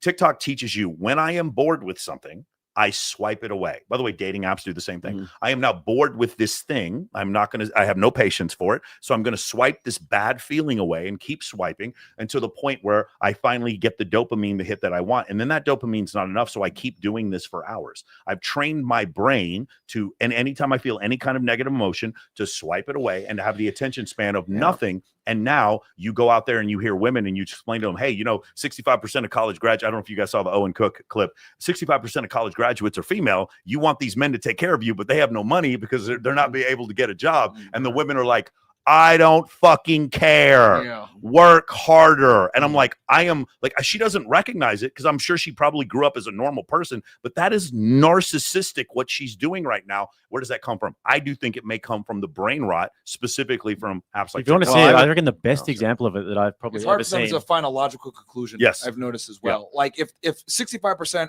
of the graduates are women, well, that's going to have a profound effect on men's earning capacity, Correct. dumb bitch, but they can never connect the two for some odd reason. Yes, but it doesn't matter because that bottom third of men or bottom quartile of men, they're invisible to them. But not only visible, they're non-people. This is another thing, and I didn't mean to get too far off topic. We all see grandma. If grandma is on the side of the road, even though she is not a viable sexual option, if grandma's on the side of the road, we stop and we help her change the tire. Why? Because our ancestors protected the tribe, not just the fertile women. We protected the entire tribe. What happens with really attractive women, I do this all the time. I go to Toca Madera every time, and I sit there with them, and the waiter will the busser, it's not the waiter or the manager, the busser will come and fill up our drinks or whatever, and I'll wait a couple minutes, and I'll literally say to them, do you know that women have a hard time even seeing men that they're not attracted to? And the girl always says, no, that's not me. I was like, cool, tell me about our busser. And they're always like, we have a busser? Wait, I don't understand. They remember the manager. He's a tall, good-looking guy. They absolutely remember him. But that's the difference. It's because women don't even know they exist. There's a male loneliness problem. Not any guys I know. Brock, the bartender who fucked me last week, he's not happy. He's not lonely because that's all they see. It's so incredible. Yeah, 99% of women say they dated a narcissist. No, maybe you dated a guy who has Mike, boundaries. options. Like 4,000 fucking women, dude, that I've talked to. It's so fucking nuts to me. No matter education level, religion, class, where they come from, it doesn't matter. Like most men are fucking invisible mosquitoes. Yes. And not only do they not see you, they look at you as an inconvenience in their life. And if you got fucking swatted away, they would not care. And I try to drill this in guys' fucking heads. Dude, women don't give a fuck about you. Like you literally have to stand out head and shoulders above everyone to even get a chance. And then they really give a fuck. Then they really. And then, you're trying to say something, Jake. I was going to say about the brain rot. I reckon the best example of it that I've ever seen is on your show when you ask them to name 3 countries and they can't do it. And these bitches will say, Africa. Like, I'm actually impressed about how they go their whole life and avoid that information. Do you understand that they're not doing that because they don't have the mental horsepower to understand 3 countries?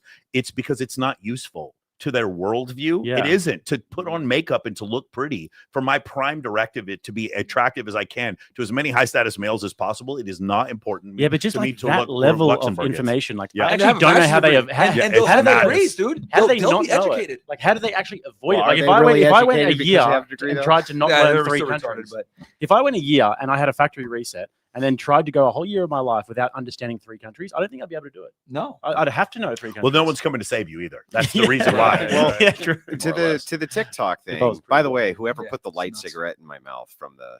Did you notice that you're double parked You're with double cigarettes? handed. Yeah, it's a light. Yeah, but light cigarettes, really. But anyway, AI thinks you yeah, smoke I think I smoke light. But, so back over to TikTok. We're talking when you're saying when they get bored, they can swipe. One thing I think that you're alluding to there too is also things that upset them, they can swipe away. Yes. Things that make me upsetty spaghetti, I can swipe away. Things that I don't like, I can swipe. You know what I mean? It's not just boredom.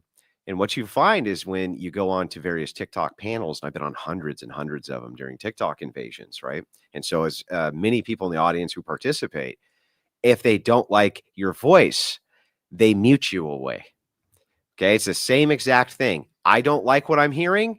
I don't have to hear it anymore. It's a proxy for woke. Just overall woke. Like TikTok allows the wokeness. The entire thing is thing I don't like needs to go away. And what did I say earlier to tie this all back in? When the progressive strategy of removing all conservative ideology away has worked. Yeah, until now.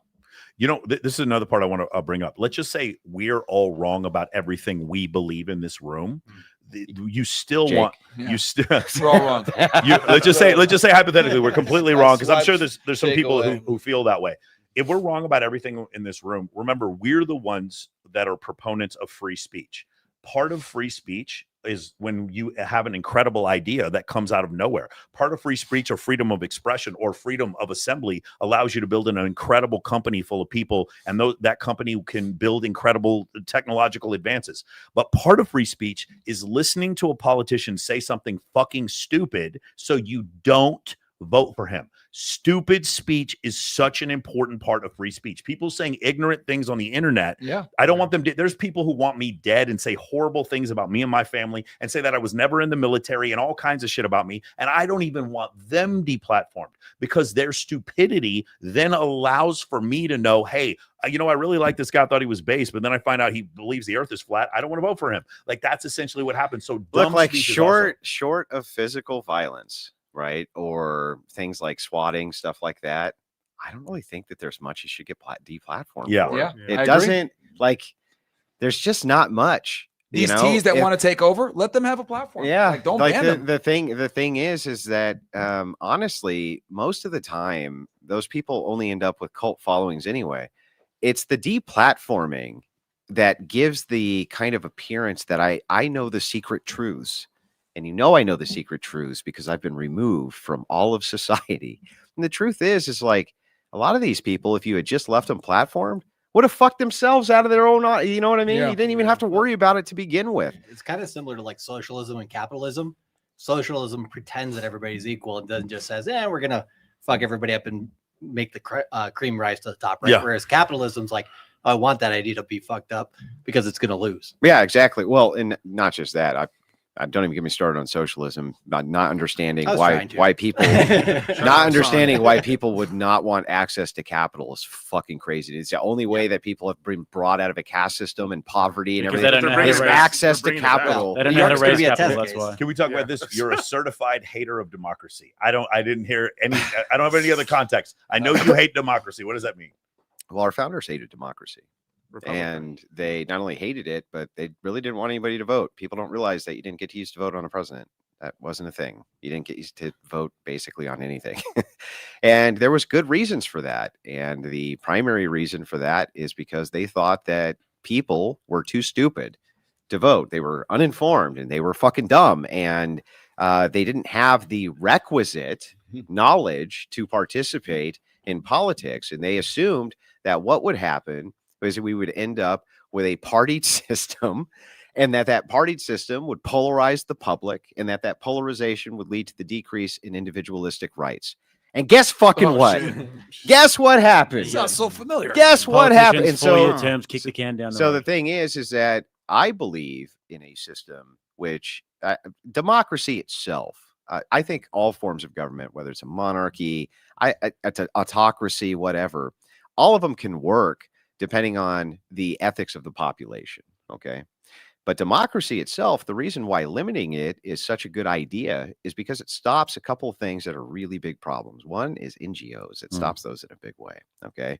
It stops the idea of being able to take different voting blocks and ascribe bribes to them, right, based on what NGOs want in order to move them towards one political party or the other. And the reason you have so much budgetary inflation is because all politicians are trying to steal money to bribe the electorate. Yes. And they're always trying to bribe different parts Shout of out the to electorate. New York and their new mayor. Yeah, they're all trying to bribe different parts of the electorate. And so the better system, and this was the founder's system, was that you had to have some kind of stake, just some stake in the game. They thought that property ownership and then limiting it to Christians was the better way. Okay, that was a better way. Now we have an ethical standard and we have a financial standard of skin in the game. This created a very patriarchal society, and it was very, very, very stable. What expanding suffrage did, they expanded suffrage to 18-year-olds. 18. They're so fucking stupid. It's like, I've literally never heard a good argument for why they should vote. why would you ever want an 18-year-old to vote against me? Why would you ever want that? Why would you right? want some That's the dumbest university thing. student That's the dumbest thing in the world. vote? So I would just propose this, even if you don't agree with the democracy stance. Let's raise the voting age at least to the age of when you can be president. If we can't trust you to be president of the United 35. States, 35. if we can't trust you to be the president of the United States, then why should we trust you to vote for him? You know, if you're not informed enough to even if we don't trust that you're not of a ripe enough age to represent us, why should we allow you to vote to pick my fucking representative? I think the compromise might be 25. So the age that you can run to be a representative, Now but make it also 35. because at 25, at least, that's old enough to get a bachelor's and master's degree, or you've served in the military for a certain period of time. Yeah, But I you don't think 35. I don't think that military service is a good requisite. For instance, you can be a foreigner and serve in the military. That happens often, right? People from Chile do this all the time, and they don't actually get citizenship just because they served in the U.S. military. Interestingly enough, I don't think that military service in and of itself would be enough. I think that you would have to add a bunch of different criteria. Okay, And to be able to vote. To be able to vote, I think that there needs to be an age restriction. I think there needs to be some sort of stake in the game. One good proposal is that you are paying more in taxes than you're getting out. Oh, okay, got it. Right. So if you are a net drain, which most people are, Mhm. most people are a net drain, you don't get to Especially the vote. blacks. Yeah, you don't. I mean, Sorry, you I don't had get to that in vote. there. Like, you know what I And mean? the thing is Dude, they're Some people forgot Byron was on the show. They're in the chat Yeah. calling this Especially a the blacks. clan meeting already. Yeah. People often say, "Well, you want to take away women's rights to vote," and it's like, no, not. I want to take away almost everybody's right to vote because voting rights, for one thing, are affirmed in the negative. There is no actual right to vote in the Constitution. There's just the right that if a vote is held, you can't be barred from voting. Yeah. It's not that you have some right to vote. You don't. And most rights are affirmed in the negative. The very idea here basically is that we want to remove from the electorate people who are problematic. They're social eaters. They figured out that collectively you can draw resources to yourself which are unearned from a small collective which now can't fight back because you just simply outnumber them in votes. Yeah. That our founders would like fucking lose their shit on thinking about the fact that you could have 50 guys over here who have worked their asses off to attain a bunch of resources. And if there's 53 people over here who haven't, they could just vote all those resources to themselves. That's fucking crazy and should never be allowed to happen. And so what we want to do is we want to cut down NGO special interests and the bribing of the electorate. Once the electorate realizes they can vote themselves, resources, we're fucked. And the electorate now knows that they can. And the politicians are in a massive grab bag with them. How do we pull from the public trough?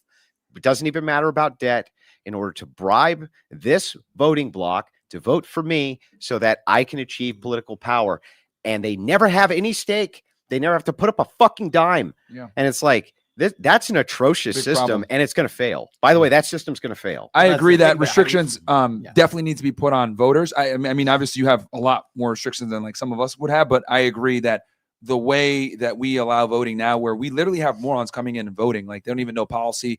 Like women, for example, notorious single issue voters. Who's going to let me kill babies to be a whore? I'm voting for him. Typically Democrats. Ridiculous, right? That's just an example. Well, you of- can win elections on slogans. Yeah. Literal slogans Bumper stickers. on one single issue. One Yeah. single issue is your social media slogan. propaganda is much easier to That do too. now with social media. But like the only way to get, I think what you're talking about to happen is you have to fail, right? Because otherwise you need a revolution. Like you either need a revolution or failure of a system in order for it to In change. order for the democracy Yeah. to fail. You know, Let- there's Okay. this is the big problem with this. So I've heard this before. It's kind of doomer pilled, right? Well, I You mean, have- it's not it's necessarily. like It's just like you- what do you call it? It needs people to don't wanna collapse change before it until can they be have to. rebuilt. Yeah, it has to collapse first, rebuilt. But people Well, it's kind forget. of like a fat person, right? They're not going to get in shape till they realize they're really Yeah, fat. but one thing that can happen and is happening is Renaissance. We're having finally an actual Renaissance in this country. Yeah. But you have You to make have- that revolutionary change. We have to in deal order with to this have But it. Obama hang on, you got two wokeness options. shit. You got revolution and you got Renaissance. But and- isn't Renaissance part of the revolution? No, Okay. no, it's not. Well, it is. I guess you could say it's more of a social revolution Right. rather than a like physical revolution or Correct. something like maybe this. a peaceful revolution. And of it's more ideas. limited in scope, right? So you can have a Renaissance just based on technology, and while the social order is changing, not necessarily the moral fabric is changing or Right. things like this, which usually a revolution will change almost everything. And I think we are beginning to experience the beginning stages of Renaissance. The idea is people are stun locked when it comes to violence. They fucking abhor it in this country. What happened to Charlie Kirk? Like every side, Fuentes, who was his nemesis, gave this heartfelt, like, man, you could tell he was shook. Yeah. You could tell he was shook. I was supposed to And- debate the next day in North Carolina. Yeah, I mean, I cancel my shit. Like, Yeah, I could tell he was shook. And the thing is, like, Same people rules, like, abhor they're usual. violence. And so Yeah. what's left to you is Renaissance. And it's like, well, how do we fix this? We're not ready for the democracy question yet. I'm way ahead of my time on this. Okay.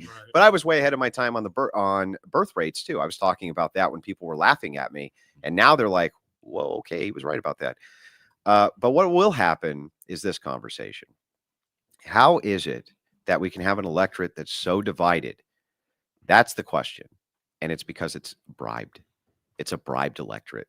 Yeah, and it's bribed through propaganda. And so once we start answering the question of how are they bribed? Well, you can't fill people's money, or you can't put money in people's pockets from propaganda itself. You have to have No, but you money. can give them a social clout. Yeah, you can give them social clout, but you need to have money itself. And once we ask the question, how are these people bribed? What we're going to find out is that they're bribed in two ways. The first way is through think tanks and NGOs, and they work specifically with politicians to identify segments of the population which can be bribed, and then they tailor the message to that segment of the population, deliver it, and then in exchange for that vote, deliver the bribe. Sounds like propaganda to me. Well, think tanks propaganda is are a one of portion, the of most course. political Yeah. think tanks are some of the most pernicious fucking institutions in America that have put us in perpetual wars, put us in very problematic areas. Like think tanks, like not enough people talk, because like unless you're in the political sphere, most people in America don't even know what the fuck is a think tank. Right. Well, think tanks are what get us put into war, because these are guys that are planners, the outliners, writing all this shit up, and then they go and get, like you're saying, then they use here's our policy. Yep. Then they get the money behind it, and then not just think tanks, it's non-government organizations who will utilize all of the data and this and that. That's what the think tanks draw from. Then they get money men, and the money men bribe that portion of the electorate. And usually the reason that they're doing it. So you ask, like, these are why? unelected bureaucrats that write this shit. Yeah, they ask, why do you do that? Well, here's why they do that. Because they make a pre-deal with the politician who's running, and they say, look, we'll fund your campaign, but when you're writing the next tax law to bribe this portion of the electorate, I want this loophole, this loophole, this loophole, this loophole, this loophole put in for my buddies, right? That's not a system of governance of the people and by the people. And it's so obscure, no one's going to even notice. That's a system. It's like, well, and they'll attach it to as earmarks and all kinds of shit, right? Yeah, people don't notice until the ships fail. Yeah, and the thing is that these bills are vast, thousands and thousands of pages. The average person can't understand any of them. You don't know what's embedded in them. They don't even there's loopholes and everything else. And so here's the thing. How do we take that away?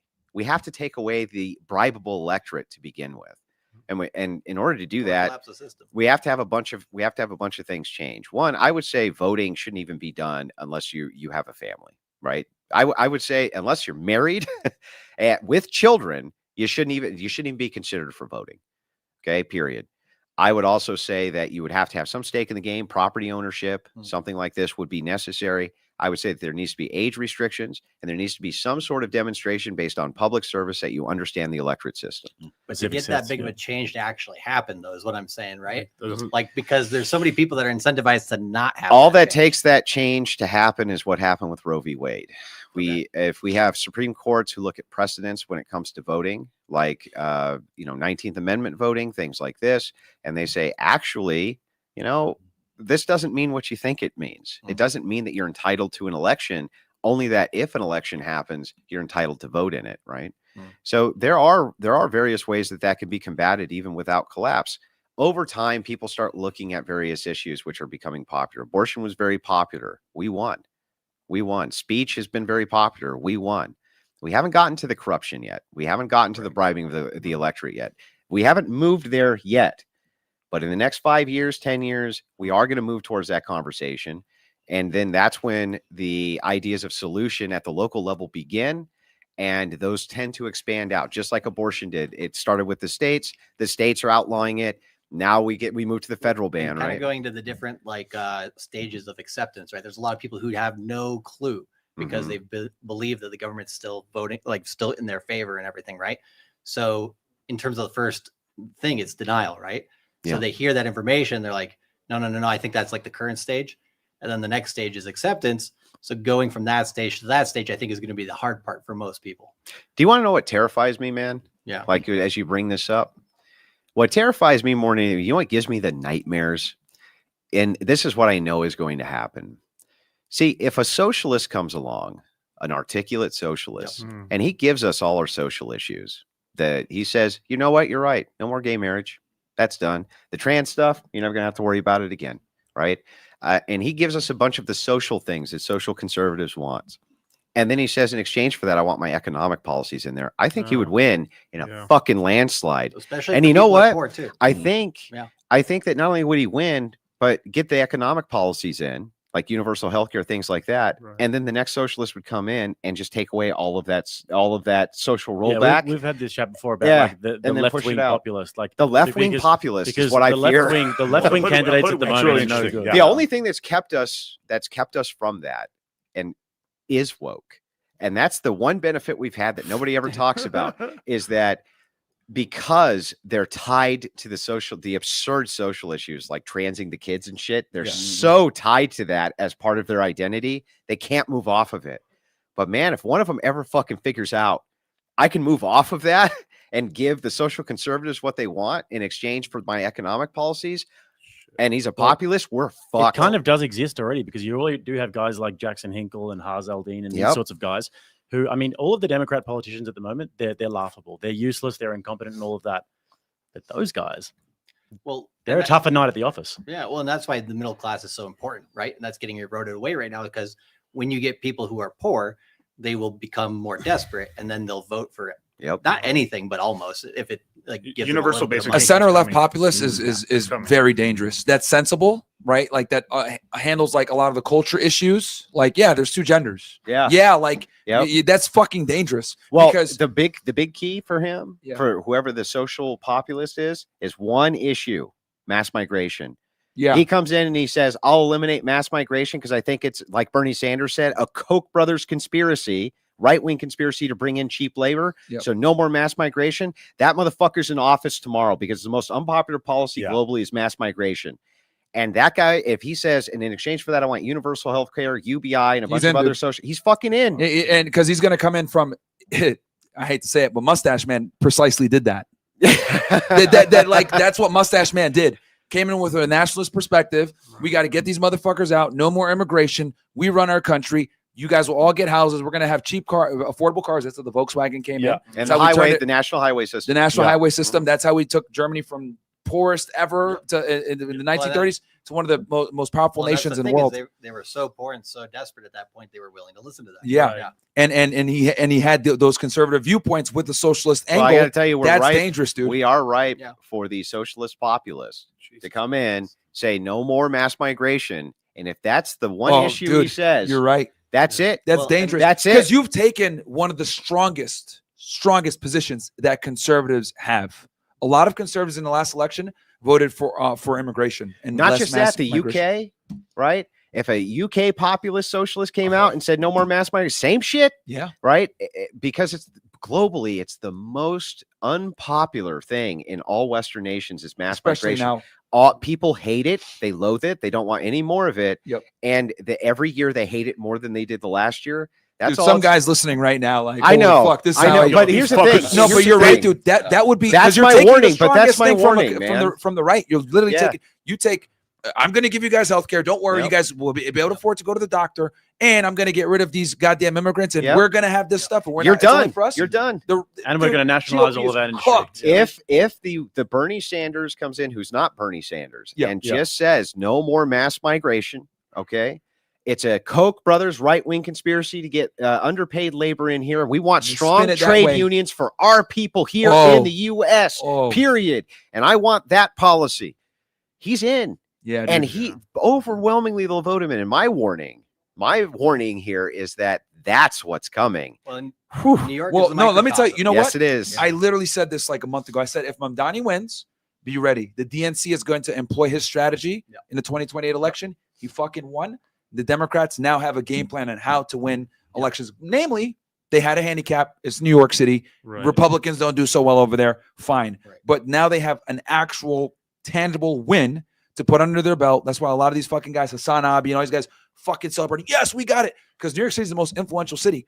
And he was able to win a lot of even conservatives over to come over. And obviously he's saying the immigrant thing, but if you get a socialist like a Mamdani that says, oh yeah, by the way, we're not bringing these fucking immigrants in. No, in fact, there's a moratorium. There's going to be a moratorium. There's a moratorium. I'm a Christian. We're not bringing in any of these motherfuckers anymore. Dude, it's over. It's over. But then the question becomes, and he's white? Right. It's over. He would. I don't even think. It's I really don't over. even think he would have to be white. He wouldn't have to be. No. If it was the case that he said no more mass migration, it's never going to happen. And I have the influences of both houses. They're willing day one to sign this bill, and it gives us an immigration moratorium day one. That fucker's in. Yeah. And they're going to get all their social programs because he took the strongest position from the GOP right there with immigration. Well, that's what got Trump in. Like people Of forget course. they're into cats so and what you're dogs. saying is people are more for ending mass migration than they are They will against they'll give mass anything. socialized medicine. People then- will but give then what happens anything to after stop that? mass Yeah. migration. Yeah. Because But you're Andrew, what getting happens after that? you're right? getting conservatives and thing the that I and the said before. Democrats. Yeah, to of vote course. for you I now. know. Well, I see that what would you're be saying. collapse. But like the Yeah. negative part I hope of the raising Renaissance is taxes coming. I is hope, not but as I'm upsetting. doubtful, man. I want the Renaissance. I'm just telling you that scenario is collapse. 'Cause- That leads to Well, collapse. that's what I'm saying is because when you get to that scenario, let's look at New York as a microcosm, right? New York in the 70s and 80s had like the biggest crime problems, right? Yep. Yeah. In the 90s, they got that fixed. Because they after- aborted everybody. Right. And then I'm serious. That's what happened. And then They after aborted that- Yeah, everybody. there's Stop and frisk. data on this. Yeah. And then after Yeah, 9/11 Giuliani went really hard on crime in the 90s. Yeah, Yeah. exactly. And then after 9/11, things started to slip a little bit, right? And if they have this guy in power and he does start doing these things, and people are at the beginning, oh, this is hunky dory, this is nice.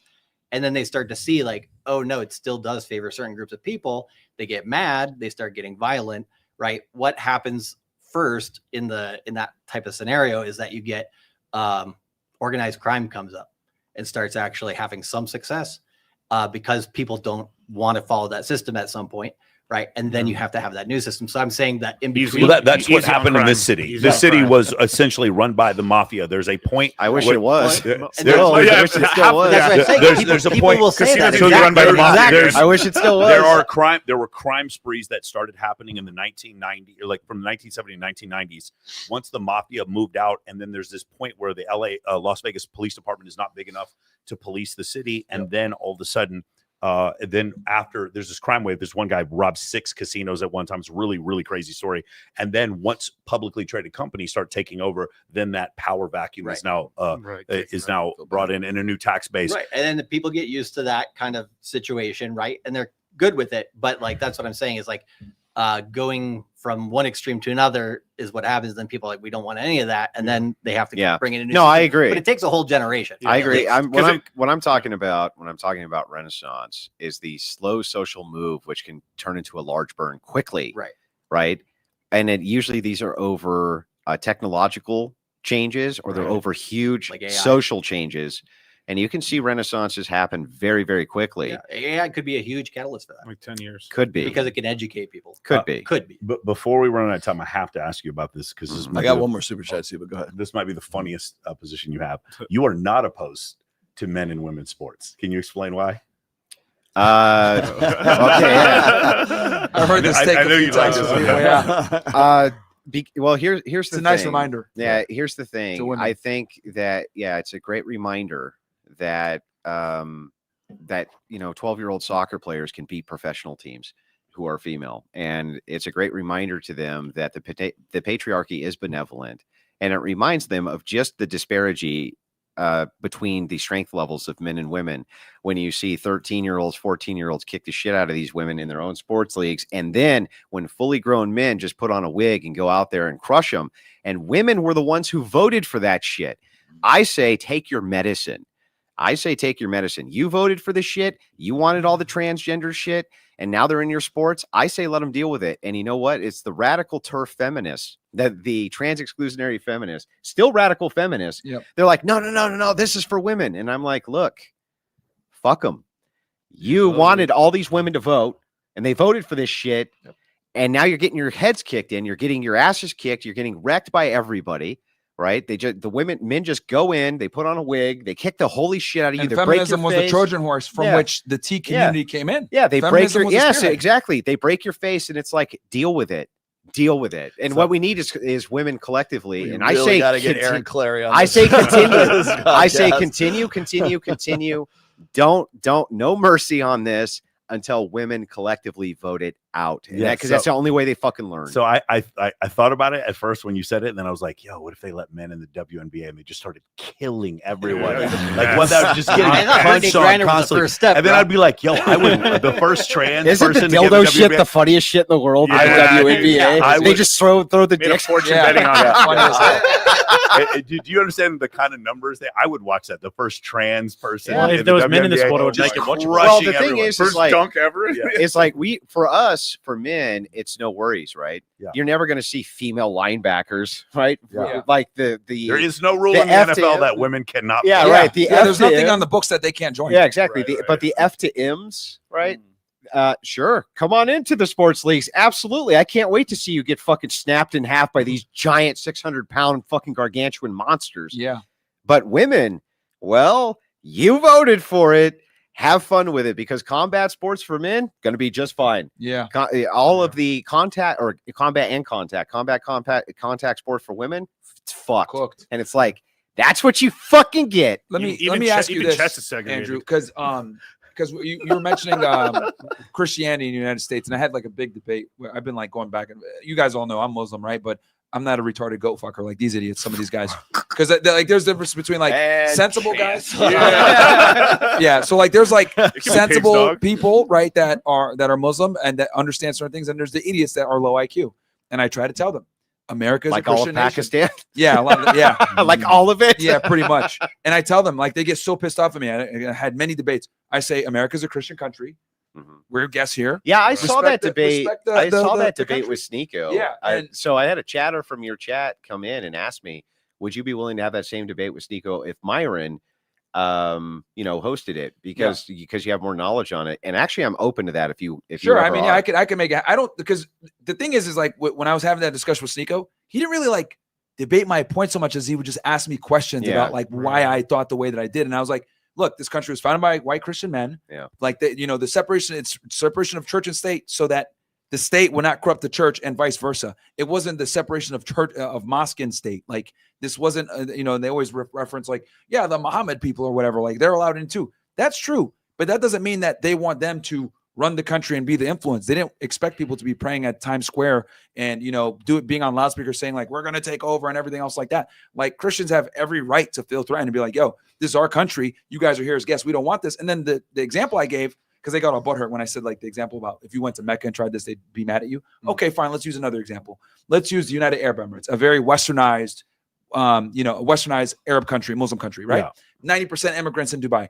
If a bunch of Christians, 100 Christians went to the Burj Khalifa, the tallest building in the world, and tried to pray, the police would tell them, get the fuck out of here, right? So I don't think it's appropriate for Muslims you think to be at that's Times okay? Square. What and you as a Muslim are not offended by that? Oh, you think that's fine? Well, yeah. Well, I wouldn't mind it, but I know Muslims there would be like, get the fuck out of here. Yeah, but how is that not? This is a westernized Muslim country, by the way. But how is this not a consistent position from you? Because you don't have a problem with the people in the United Arab Emirates saying that, right? Yeah, no, exactly. It's their country. But they have a problem with me, right? They have a problem with you. They get mad at me when I say, "Well, if you guys wouldn't tolerate this in one of the most westernized Muslim countries, why the fuck should Christians tolerate you guys praying in Times Square?" Right? And they're like, "Well, we have freedom of religion for church and state, blah blah blah." And I'm like, this is still a Christian country. How's it a Christian country? I'm like, bro, when you swear in, you put your hand on a fucking Bible. You don't put your hand on a Quran. But like again, let's extrapolate this even further. What would happen with mass immigration in China?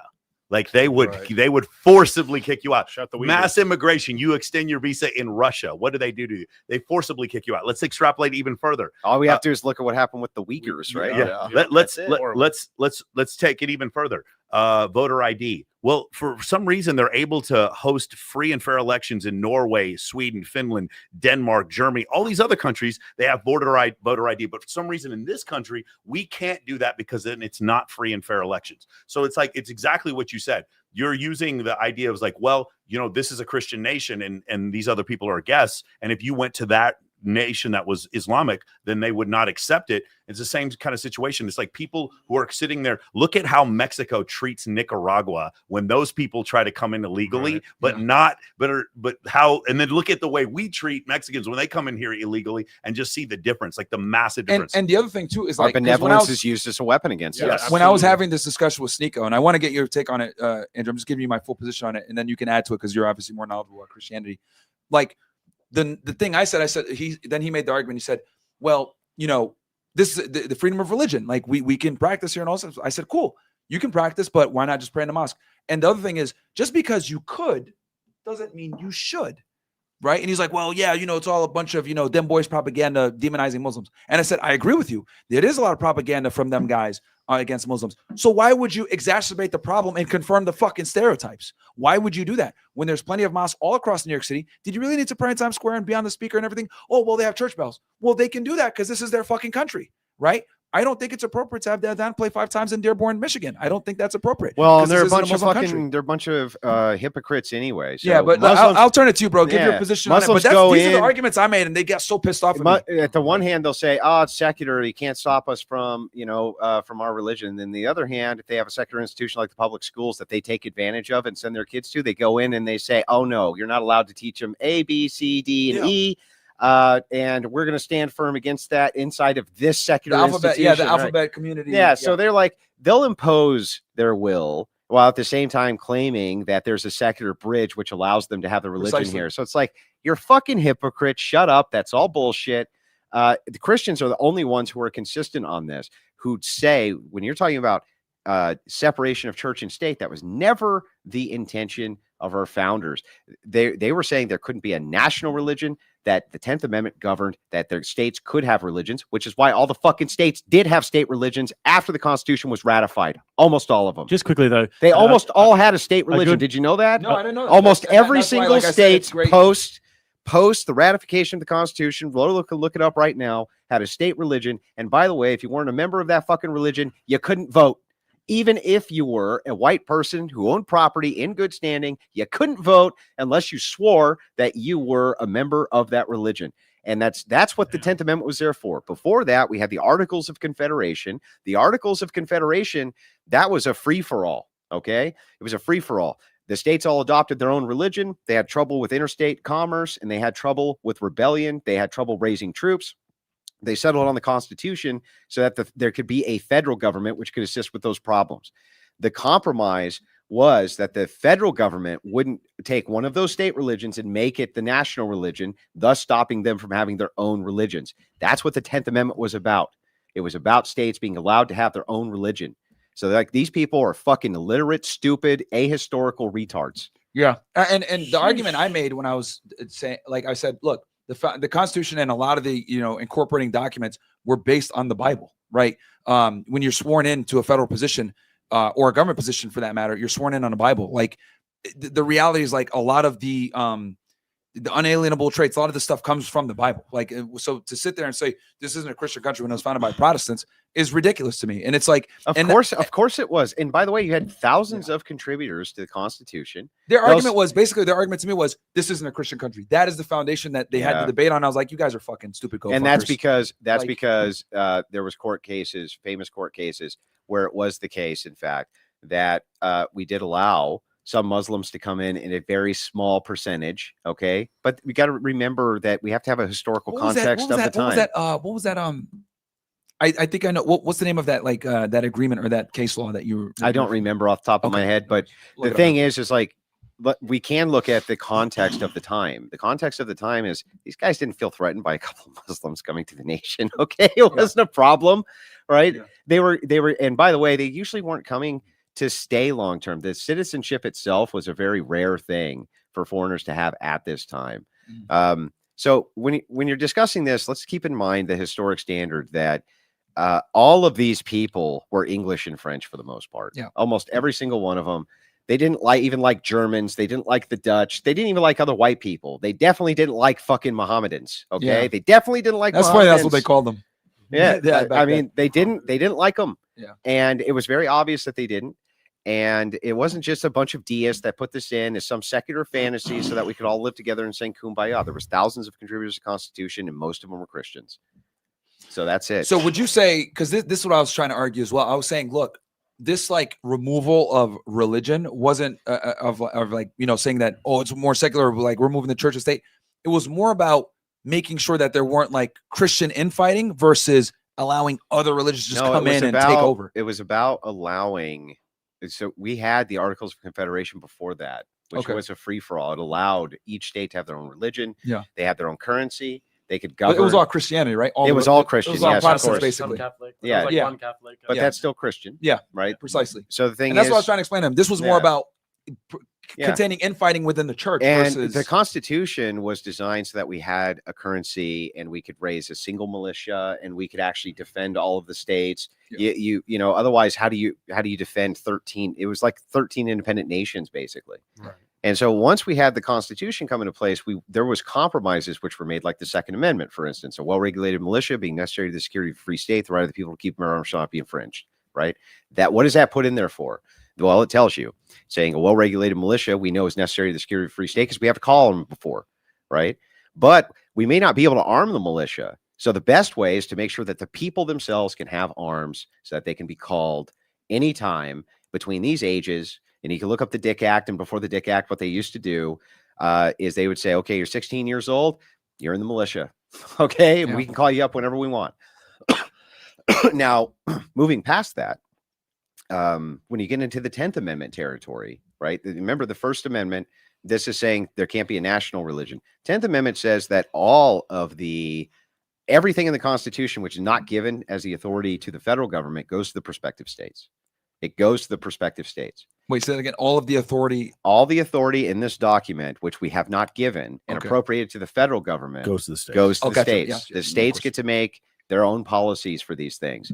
Well, there was never any authority given to the United States government over the policy of states themselves being able to have their own religion, right? And they almost all of them did post ratification of the Constitution. It took years to eliminate that. So it's like, no, he's wrong. It was set up as a Christian nation, and those are the historic facts. Yeah. All right, guys. That's more detailed. I got one more for you. No. I don't think we can do 3 of these, but can everyone around the table name 3 great books to read? None of your own, please. Thank you. Let's just do 1. I got 20. Go ahead, Myron. What do you think? Shit. Or 3, whatever you want. I'm trying to go to Jake. I'm thinking. I'd say Mere Christianity is a good one. Orthodoxy and the Religion of the Future, and also The Tragedy of Great Power Politics by Meir Scheimer. Mein Kampf. There we go. There it is. There he is. We've been waiting for him all day. Yeah. Clanosphere. Yes, it's written by the Austrian painter. Go ahead. On resistance to evil. Okay. The history of philosophy, and of course, my favorite book, The Hobbit. But the there we go. Durant. You know what? I have to. Hey, Andrew, this is what The they history threw of at me philosophy. too. Look at the 1797 Treaty of Tripoli. Some idiot gave me that shit too. Yeah, Tripoli. We can scroll up. They're saying, oh, it's not a Christian nation because of they use that The Treaty of Tripoli. Yeah. Yeah. What is fighting your? against the Barbary pirates? Yeah. So the thing That was is, more about appeasing pirates, right? Well, actually, there's more to it. So this was just a letter. They're just referencing a letter. Okay. That's it. And in the letter, it said that there's a wall of separation between the church and the state. This was something that which was very famously stated. But the Treaty of Tripoli itself, right, has no bearing on the 10th Amendment at all. And by the way, this conventionally had nothing to do with the Constitution of the United States, but was just a single person's interpretation. So it's like, what is the treaty? I'm glad someone in the chat put that there. What in the Treaty of Tripoli changed the Constitution? Yeah, exactly. I mean, you're talking about something that we had between Syria. Like It came up a million times during my discussion. What the fuck what is in this? it? What in it changed any sort of policy in the United States when it came to the U.S. Constitution? Nothing. By the way, post Treaty of Tripoli, I think that there were still states that had state religions. I think there was clear up until when was the last state shrug it off? What was it? I don't even think it was terribly long ago. Like, I mean, there has been states with religions for an awful long time in this nation. Believe it. I believe it. There's lots of state laws that like never got, like in Texas, if you steal a cow, you can be put on death row for that. Yeah. It's still a capital crime. Horse. Like, yeah. Steal a horse, it was hangable. Yeah. That's why the funny story. That's why the Texas Rangers were created, because of cow stealing. Yeah, I don't remember the they don't like when you say that. And killing Comanches and well, I wish I had those guys are the worst Native Americans, Comanches. Yeah, I wish I had the reference because I don't remember when it was that the last state shrugged off the state, the actual like state this religion? is the state religion. Yes. No, and I appreciate that, Andrew, because like you know, I had my position, but I didn't think about the 10th Amendment and like look into it like that, because that, you know, no one ever talks about that stuff, because this is a topic that people don't really want to touch on, because like it's controversial to say America's a Christian country nowadays. And, you know, obviously Muslims get mad. Even though nobody questioned that for hundreds of years. Yeah. Nobody. But like now it's a controversial take. That's a big deal. What's your 3 books? My 3 books are going to be Buy Back Your Time by Dan Martell. I'm going to say The One Thing by Gary Keller. And probably I would say The Extreme Ownership by Jocko Willink. Those would be the 3 books. 48 Laws of Power. That'd be one for me. Hey, retards in the chat that are saying it's not a Christian country, please tell us how it's not. Instead of saying The latest state to disestablish its official religion was Massachusetts in 1833. Yeah, so that's 1833. Awful long time after the fact, huh? Yeah, it is. Yeah, because they're saying not a Christian country, and they're not telling. Now, us when why. was the Treaty of Tripoli? 17 something. Yeah. Someone put it like 1790. Wait a second, that's awful strange.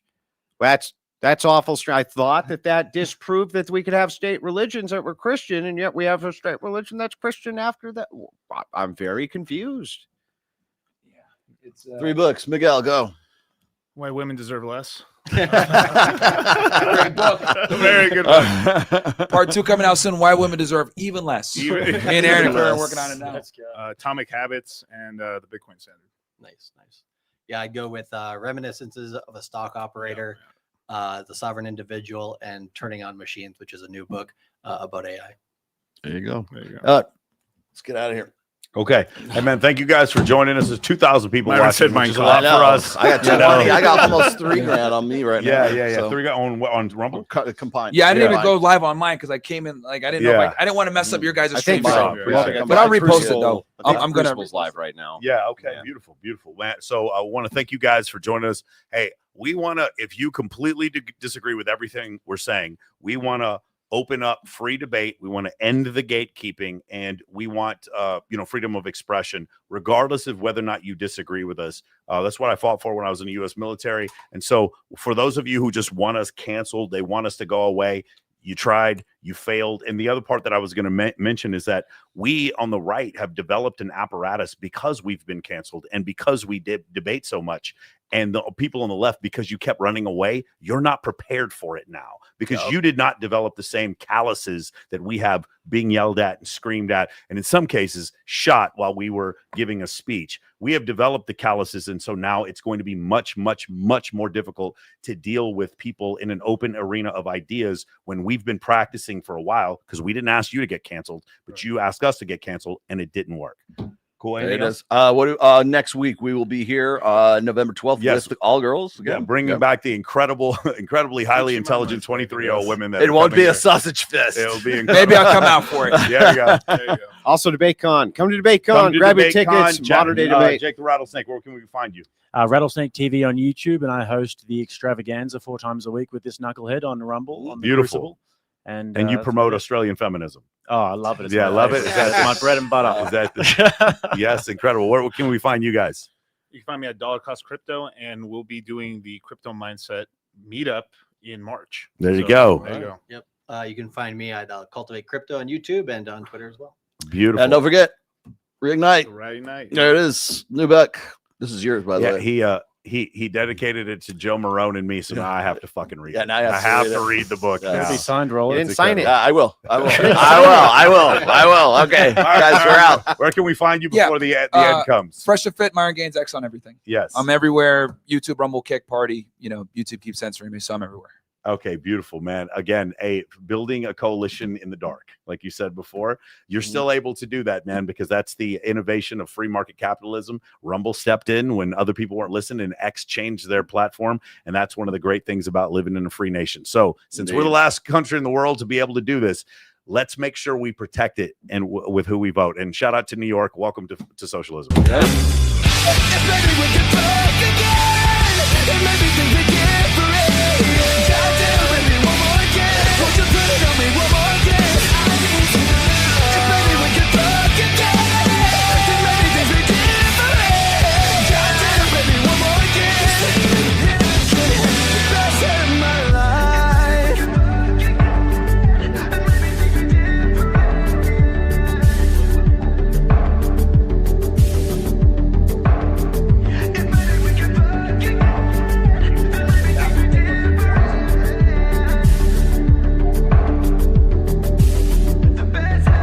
God wants you to have the baby. Definitely not. It's just crazy how